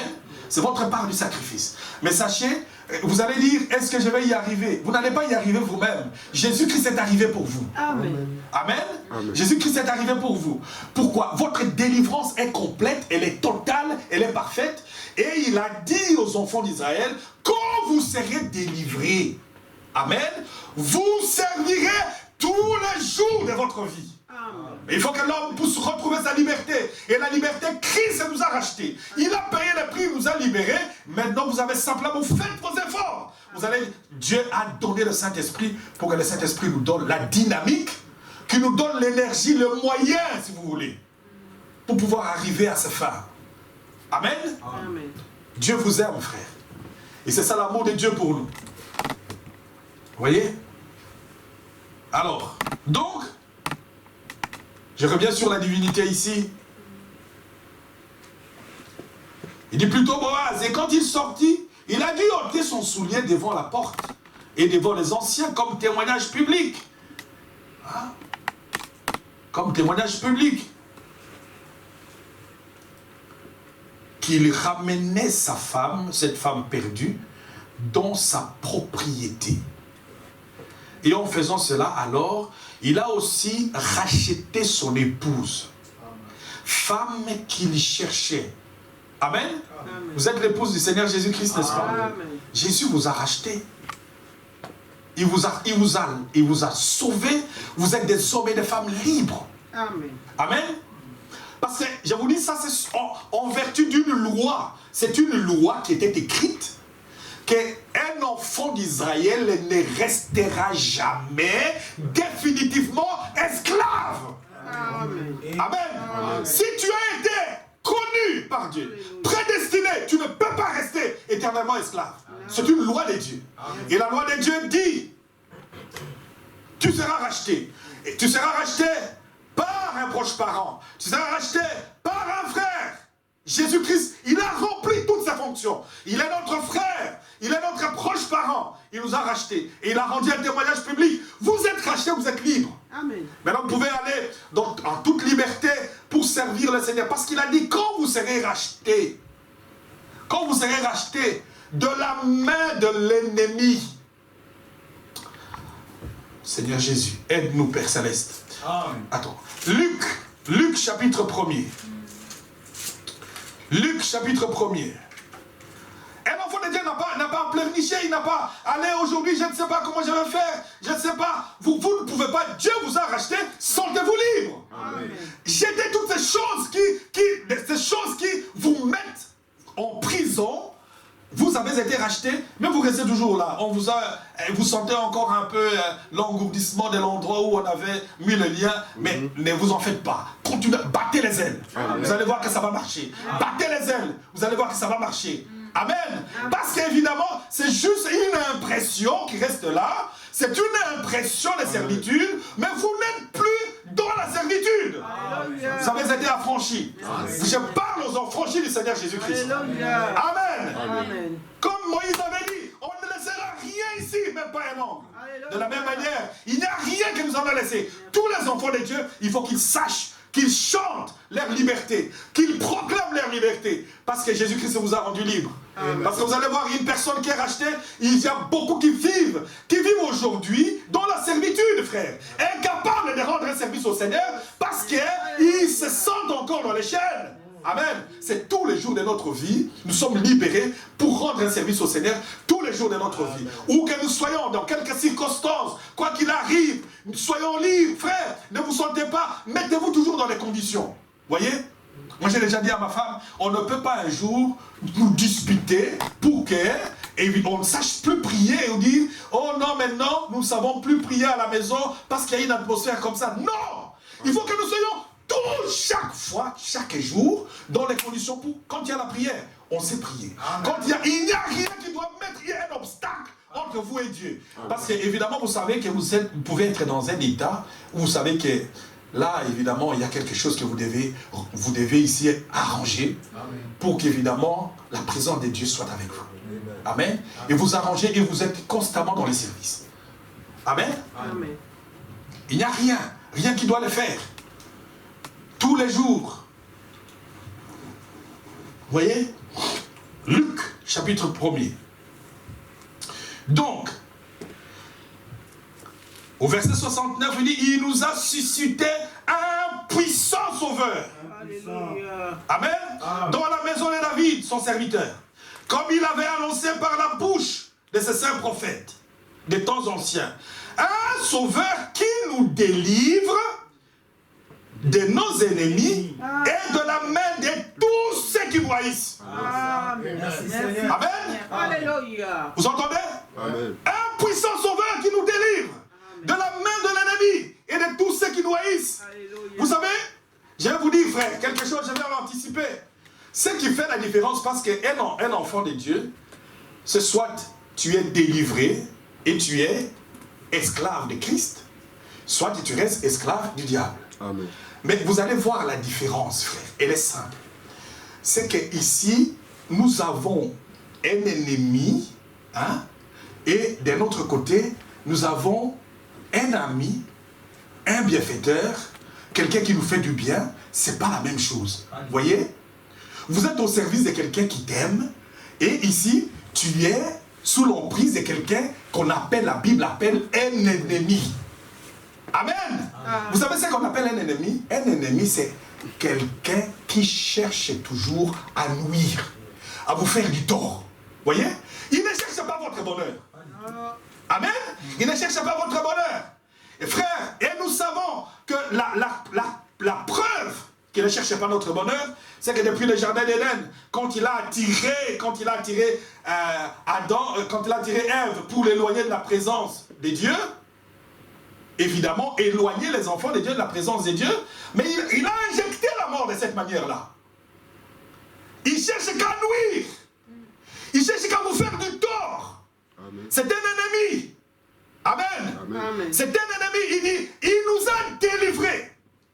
Un puissant sauveur qui est venu, le prix qui avait été requis par Dieu. Il a payé le prix pour nous arracher de la main de l'ennemi et de tous ceux qui nous haïssent. Tous les démons de l'enfer là. Amen. Tous les démons de l'enfer qui ne vous aiment pas. Hein? Et même quand tu vois quelqu'un qui ne t'aime pas, tu sais que Dieu t'a déjà délivré de ça. Amen. Amen. Il t'a déjà libéré de tout ça. Voyez? Un ennemi, frère. Et c'est la même chose. Dites-moi, vous allez voir, et c'est la même chose. Hein? Un enfant, et je crois que tous les enfants qui m'entendent, et toutes les personnes qui m'entendent, vous pouvez bien l'entendre, vous savez que vous êtes en présence de vos parents qui vous aiment. Parce que c'est comme ça que nous étions dans la présence de Dieu. En présence des parents qui vous aiment. Des gens qui peuvent, tous ceux qui peuvent obtenir dans la vie, sans attendre en retour un bénéfice quelconque, ils peuvent tout mettre à ta disposition. Tu sais qu'ils t'aiment. Un jour, Tu vas aller trouver quelqu'un, chercher, aller écouter quelqu'un, que tu sais qu'évidemment, il ne cherchait pas ton bonheur. Il va te dire des choses. Et puis après, tu vas subir une mauvaise influence. Et puis, mais quand ton père te dit, te donne un conseil, écoute, suis comme ça, parce que tu sais qu'il t'aime. Amen. Toute la parole de Dieu, Dieu nous aime. Voyez, il nous aime. Et quelqu'un comme ça, il va te dire, bon, aussi aujourd'hui, bon, écoutez, tu dois comprendre ceci, va, les assistants sociaux vont te prendre en charge et ça sera comme ça. Tu peux vivre une vie de liberté, comme ça tu seras là-bas. Tu peux recevoir autant d'hommes que tu veux et ta vie peut devenir comme ça. Et un enfant ici, tu peux devenir un délinquant. Et puis, frère, et quelqu'un ne va même plus à l'église. Et puis, et sa vie est complètement détachée de Dieu.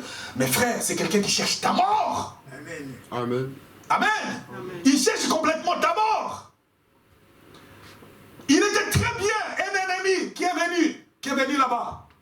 Et le fait qu'il a écouté cet ennemi, et on a vendu le droit d'aînesse, vendu sa liberté. Et c'est comme ça que les hommes deviennent des esclaves. Voyez? Des esclaves. Il n'y a qu'une seule chose qui libère, qui met l'homme en liberté, c'est la parole de Dieu. Amen. Et la parole de Dieu vient. Jésus-Christ est venu lui-même avec la puissance d'un puissant sauveur. Il est venu, il a payé le prix pour nous arracher de la main de l'ennemi. Tu sais qu'il ne t'aime pas, le diable. Tu es à son service, tu es au service de quelqu'un qui ne t'aime pas. Amen. Chaque personne devrait le savoir qu'en fait, elle est continuellement au service d'un être qui ne l'aime pas, qui ne cherche que sa mort. Amen. Amen. Amen. Amen. Et c'est de cela que Dieu vient nous délivrer. Que Jésus-Christ vient nous délivrer. Alors, et c'est pour ça qu'il dit, voyez, il délivre de nos ennemis de la main de tous ceux qui nous haïssent. C'est ainsi qu'il manifeste sa miséricorde envers nos pères. Et se souvient de sa sainte alliance, selon les serments par lesquels il avait juré à Abraham, notre père, de nous permettre, après que nous serions délivrés de la main de les ennemis, Amen.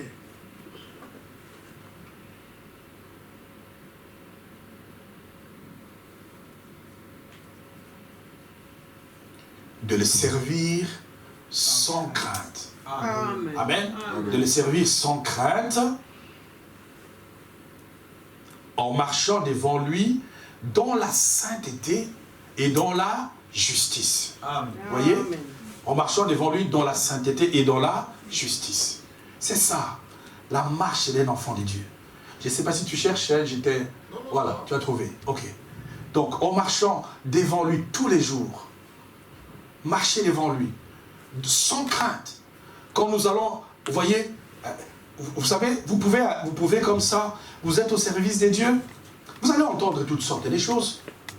Vous allez entendre toutes sortes de choses. Des gens qui vont vous dissuader de pouvoir le faire. Ils vont même vous insuffler la crainte, la peur. Voyez? Il faut faire attention. Il faut faire attention, les diables agissent avec une grande puissance pour les moments. Vous voyez? Mais frères, nous sommes en train de servir celui qui a distribué la puissance. Amen. Le Dieu qui est, on dit, un puissant sauveur. Il est le Dieu tout puissant. Même s'il y a une parcelle de pouvoir pour l'ennemi, Dieu est celui qui a réparti toutes ces choses. Nous servons un Dieu tout puissant. Amen. Vous devez servir Dieu sans crainte. Amen. Sans crainte du lendemain. Sans crainte, qu'est-ce que j'ai mangé le lendemain? De quoi je serai vêtu? Où irai-je? Quand je vais rencontrer les diables et les démons? Comment est-ce que je vais faire? Comment je vais m'y prendre? Frère, Dieu lui-même prendra soin. Amen. Amen. Dieu lui-même, il prendra soin de tout. Il prendra soin du reste. Tout ce que vous devez faire, c'est simplement croire d'abord que Dieu vous a délivré. Vous libérez de toutes ces choses. Ce petit lien. Hein? Vous libérez de tous ces petits liens qui vous empêchent de pouvoir aller de l'avant. Dieu vous a délivré. Il t'a délivré de l'impudicité. Il t'a délivré de l'alcool. Il a délivré de tout. Il t'a délivré de toutes ces choses. Sachez que tu es un homme et une femme libre. Amen. Pour pouvoir aujourd'hui servir Dieu sans crainte, en toute liberté. Et comme Frère Branham on se moque de moi parce que j'ai mis longue jupe. Je m'en fous, frère. Alléluia. Amen. Parce que Dieu veut que je sois comme ça. Amen. Que j'aille de l'avant. Amen. Est-ce que vous aimez le Seigneur? Amen. Le servir sans crainte, dans la justice et dans la sainteté. C'est ça justement le problème. Sans crainte dans la justice et dans la sainteté. Quel jour de la semaine? Tous les jours. Tous les jours. Tous les jours. Tous les jours. J'aime bien cette phrase, là, frère. Tous les jours. Parce que je sais que quand je m'éloigne un peu, je sais évidemment que Dieu a dit c'est tous les jours. Amen. Amen. Amen. Quand je m'éloigne un peu, oh Dieu, pardonne-moi, c'est tous les jours. Amen. C'est reconstruire, revenir dans la présence de Dieu tous les jours. Hein? Vous voyez? C'est tous les jours. Ah, quand tu as un relâchement, n'es pas allé à l'église, ça ne te dit jamais rien. Vous voyez? Hein? N'es pas allé à l'église, ça ne te dit rien. Écouter la prédication, ça ne te dit rien. Mais on attend la venue du Seigneur. Non, il y a quelque chose qui ne va pas. C'est tous les jours que nous devons servir le Seigneur. Dans la sainteté, dans la pureté. Vous voyez, dans la crainte des dieux. Sans craindre. Vous voyez? Ouais. Et Frère Branham dit, toujours dans la divinité, hein, des 49, il dit c'est la même chose qu'il fit. Donc il a rendu témoignage public au porté de Jérusalem lorsqu'il fut battu, frappé, affligé, conduit au calvaire, à Mont Golgotha. Il baigna la colonne de son propre sang comme un témoignage public. Il avait racheté toute la propriété déchue depuis là au commencement. Il avait racheté son peuple de la malédiction du péché et de l'emprise de l'enfer. C'est ça, l'emprise de l'enfer. Nous savons que l'emprise de l'enfer est tellement forte ici sur la terre. L'emprise de l'enfer. L'emprise de l'enfer. On voit l'emprise de l'enfer et c'est tellement fort sur la terre. Et ce n'est pas étonnant que Frère Branham, quand il a prêché, nos âmes qui sont en prison, ce qu'il avait vu là-bas, on le voit ici sur la terre. Il y a l'influence de l'enfer sur la terre ici énormément. Vous voyez? Une influence, une forte influence de l'enfer sur la terre. Et les enfants de Dieu doivent savoir que Dieu les a délivrés de toutes ces choses. Amen. Amen. Pour pouvoir vivre pour lui. Hein? Vous voyez? 49 en sachant qu'elle aurait besoin de quelque chose de plus dans les derniers jours. Dieu sachant qu'il aurait besoin de quelque chose dans les derniers jours, de ce qu'elle avait alors reçu, il a dit, je ne vous laisserai pas orphelin. C'est cela, c'est ce que je voulais vous dire, frère. Parce que maintenant vous allez dire, ok, tout cela, Dieu nous demande de faire ça. Comment nous allons le faire? Non, il sait que dans les derniers jours, vous auriez besoin de quelque chose. Il a dit, je ne vous laisserai pas orphelin. Et nous savons qu'en fait, sa présence est ici avec nous. Amen. Parce qu'il a dit, là où 2 ou 3 personnes seront rassemblées, sa présence est ici avec nous. Et c'est ce que je disais ici au départ. Et Frère Branham disait ceci. Attendez, je vais revenir sur une autre prédication, mais je vais terminer dans quelques minutes là. Parce que comme on a 2 services, Frère Branham disait ceci dans la prédication ici.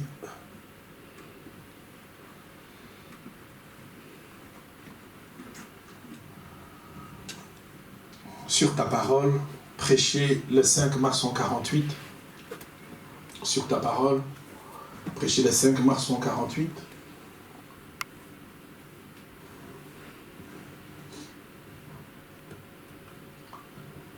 Frère Branham disait ceci, au paragraphe 3. Il dit, et Dieu est le même. Est-ce que vous le croyez? Amen. Et Dieu est le même. Christ avait fait cette déclaration que c'était lui le je suis. Amen.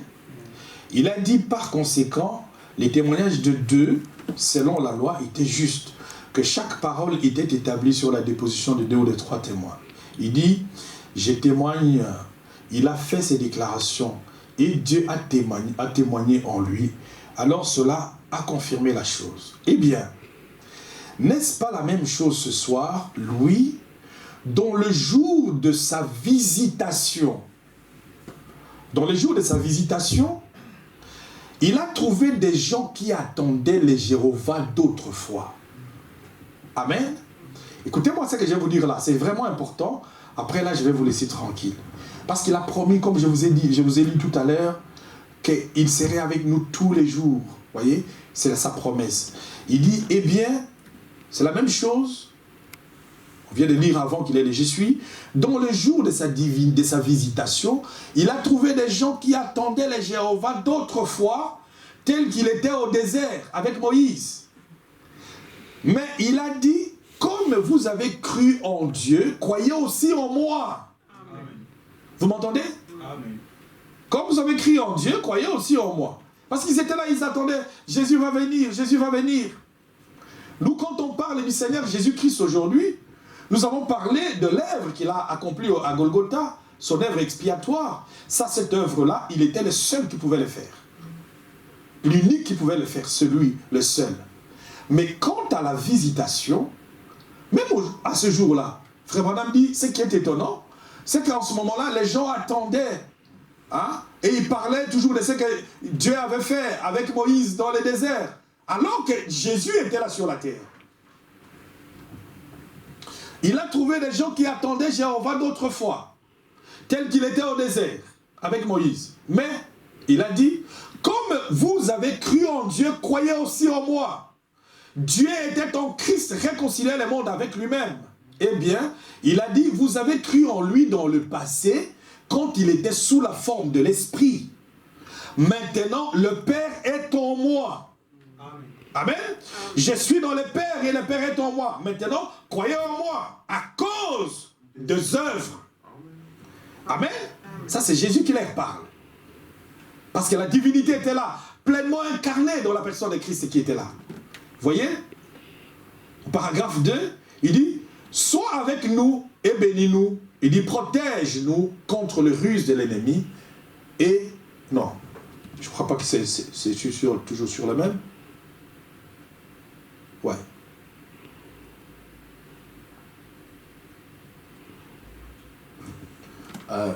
Tu peux le mettre les 3.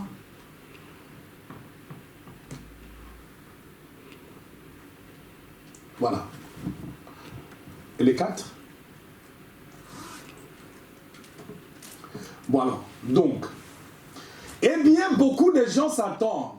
Certains d'entre eux disent, je crois que Dieu peut accomplir toutes choses. N'importe quoi, n'importe qui a les bons sens, c'est que Dieu peut accomplir toutes choses. S'il ne peut accomplir toutes choses, il n'est pas Dieu tout-puissant. Mais s'il est le Dieu tout-puissant, il peut accomplir toutes choses. Est-ce que vous le croyez? Amen. Il dit par conséquent, le problème avec les gens ce soir, je vais dire le problème avec les gens, c'est début d'après-midi, c'est qu'ils cherchent Dieu très loin, à des millions de kilomètres, alors que Dieu est juste ici. Amen. C'est tout le problème.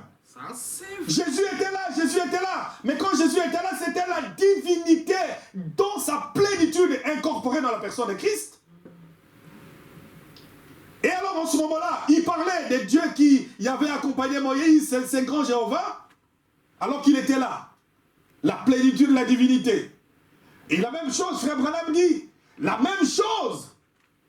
Et alors, les gens vont commencer à parler de Jésus au jour de sa chair, quand il est venu, quand il était là. Mais il dit, maintenant, au moment où on parle, parce qu'il avait dit que je serai avec vous tous les jours, jusqu'à la fin du jour, jusqu'à la fin du monde, nous savons qu'il est au milieu de nous sous forme du Saint-Esprit, n'est-ce pas?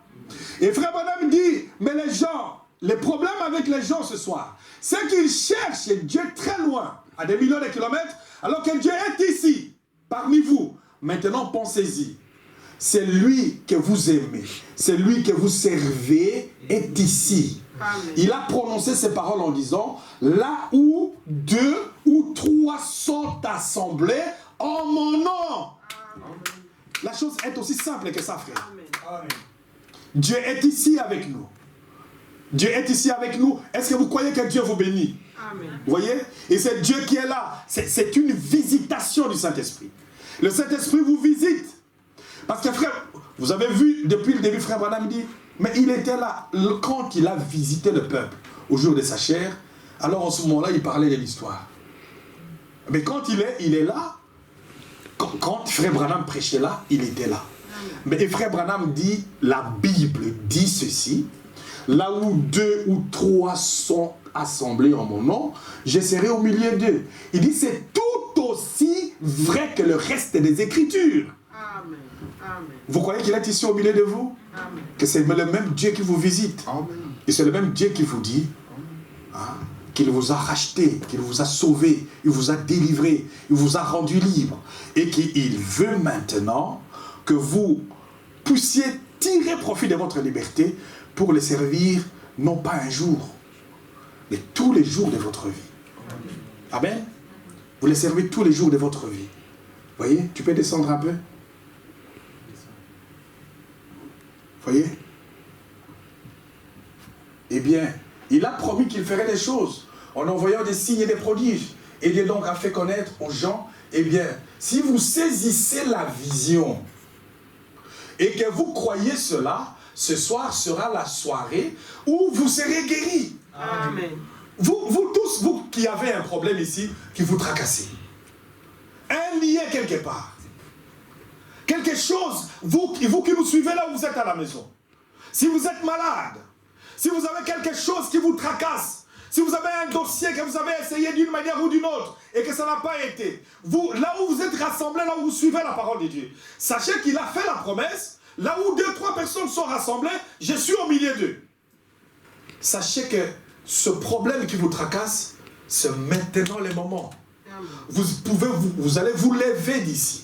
Vous allez partir. Si c'est une personne malade, tu seras guéri. Amen. Tu vois?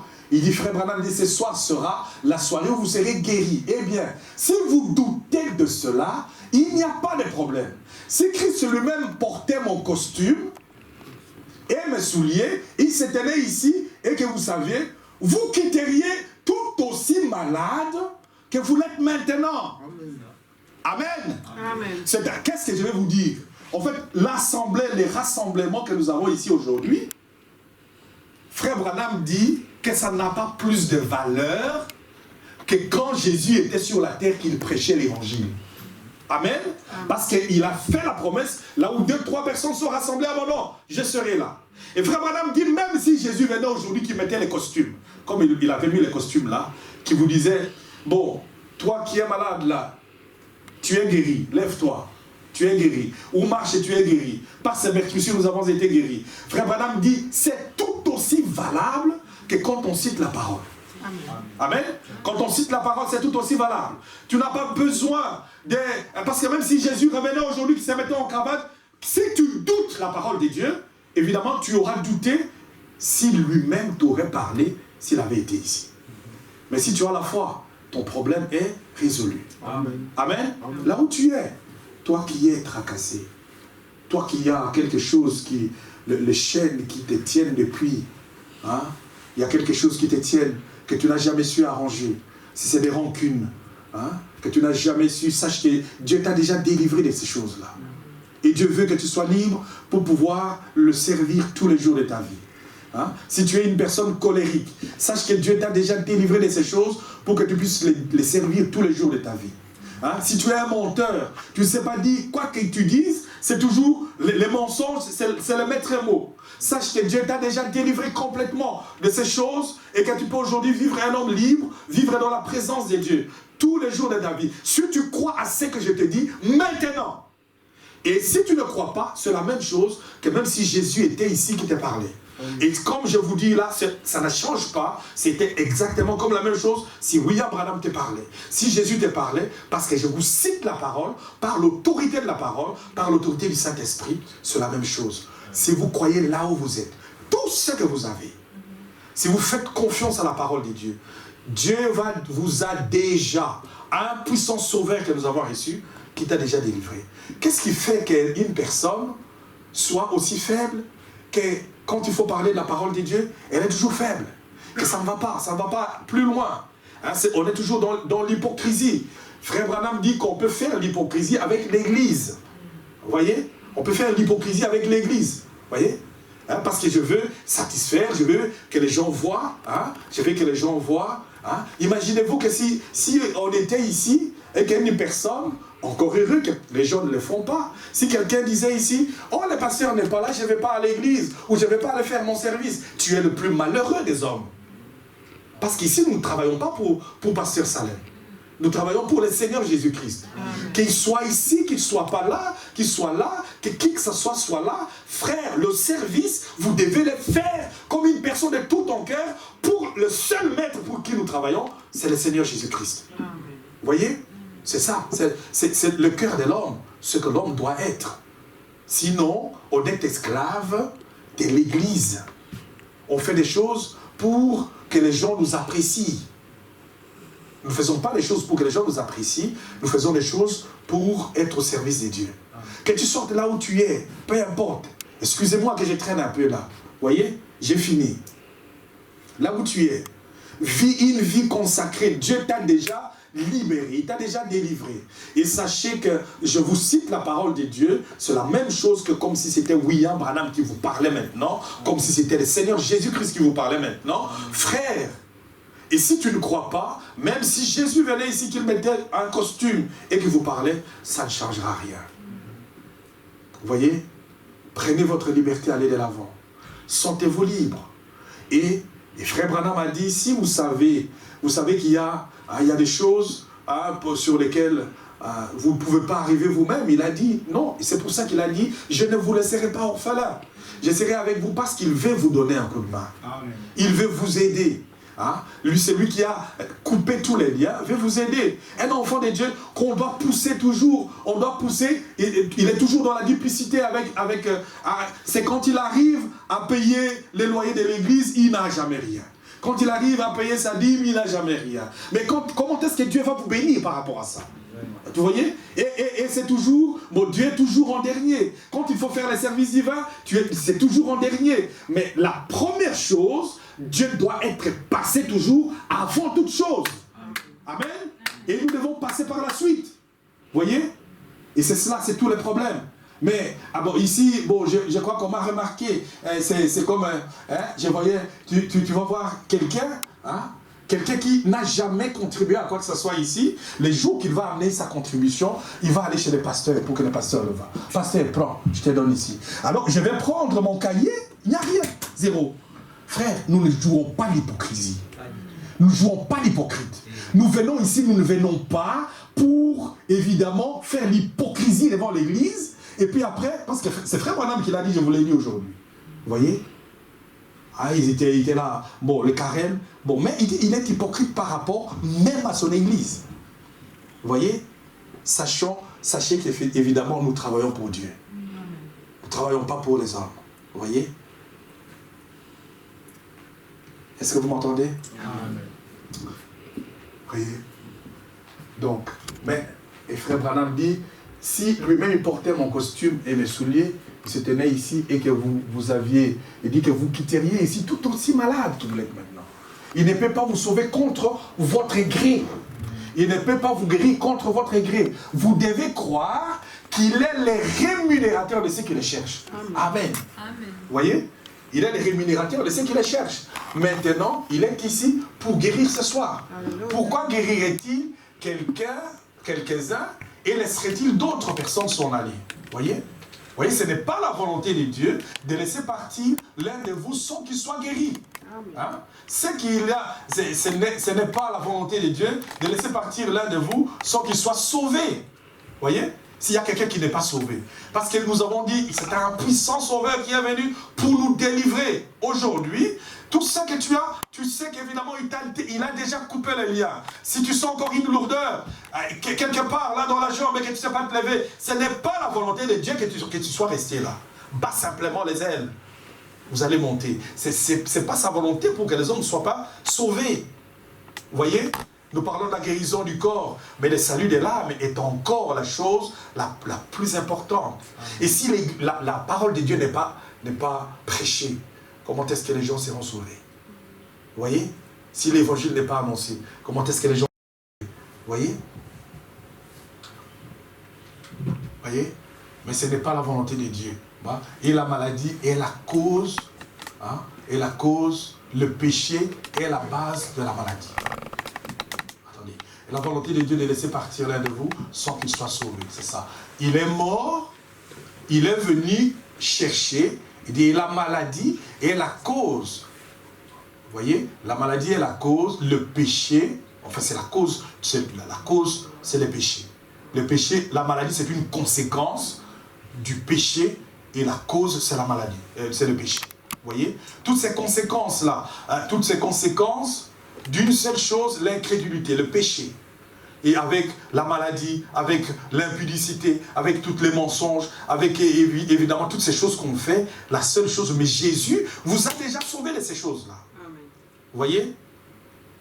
J'espère que maintenant, tous les jours de notre vie, nous allons marcher de manière à rester tout près de Dieu. Le servir tous les jours dans la liberté. Hein? C'est aujourd'hui, si on t'inscrit, le seul jour qu'on peut t'inscrire à l'église, même si ce jour-là, tu ne sais pas venir. Ça ne va pas. Hein? Même si je vais travailler, mais je vais travailler tout le temps. Je ne sais pas aller à l'église. Hein? Il faut aménager un petit moment pour Dieu. Hein? Aménager un petit moment pour Dieu. Soyez vivre avec le Seigneur, lui donner une place. Et vous allez voir, il y a d'autres personnes. Pourquoi d'autres personnes progressent-elles et les autres ne progressent pas? Et c'est simplement, Jésus a dit, frère Branham dit ici, Dieu ne fait rien contre ton propre gré. Ça veut dire que tu dois croire. Tu as quelque chose à faire, ce que tu dois croire. Tu dois dire, Seigneur, me voici. Je t'ouvre mon cœur, je crois que tu m'as sauvé, je sais que tu m'as délivré, que tu m'as libéré, et je veux, après tout, parce qu'on n'a plus le temps ici, hein, on aurait bien pu, si on avait eu le temps, de prendre les deux sortes d'esclavage. Parce que quand tu es au service de Jésus, l'apôtre Paul disait aussi, le libre a été libéré pour devenir esclave de Christ. Mais la différence là, c'est que l'esclave de Christ, il est l'esclave de quelqu'un qui l'aime. Tandis que avec le diable, il est l'esclave de quelqu'un qui ne l'aime pas, son ennemi. C'est toute la différence. Dieu vous aime. Dieu vous aime, il a déjà prouvé qu'il vous aime. Vous voyez? Et nous voulons être conduits comme ça. Imaginez-vous que quelqu'un, regardez, la misère qu'il représenterait un pays qui est dirigé par un président qui n'aime pas les gens. Mais si quelqu'un aime les gens, il va s'impliquer, il sera auprès des gens. Si les gens sont dirigés par quelqu'un qui ne les aime pas, vous voyez? Mais nous avons un Père Céleste qui nous aime. Amen. Vous voyez? Et nous voulons être à son service parce qu'il nous aime. Que le Seigneur vous bénisse. Nous allons nous mettre debout.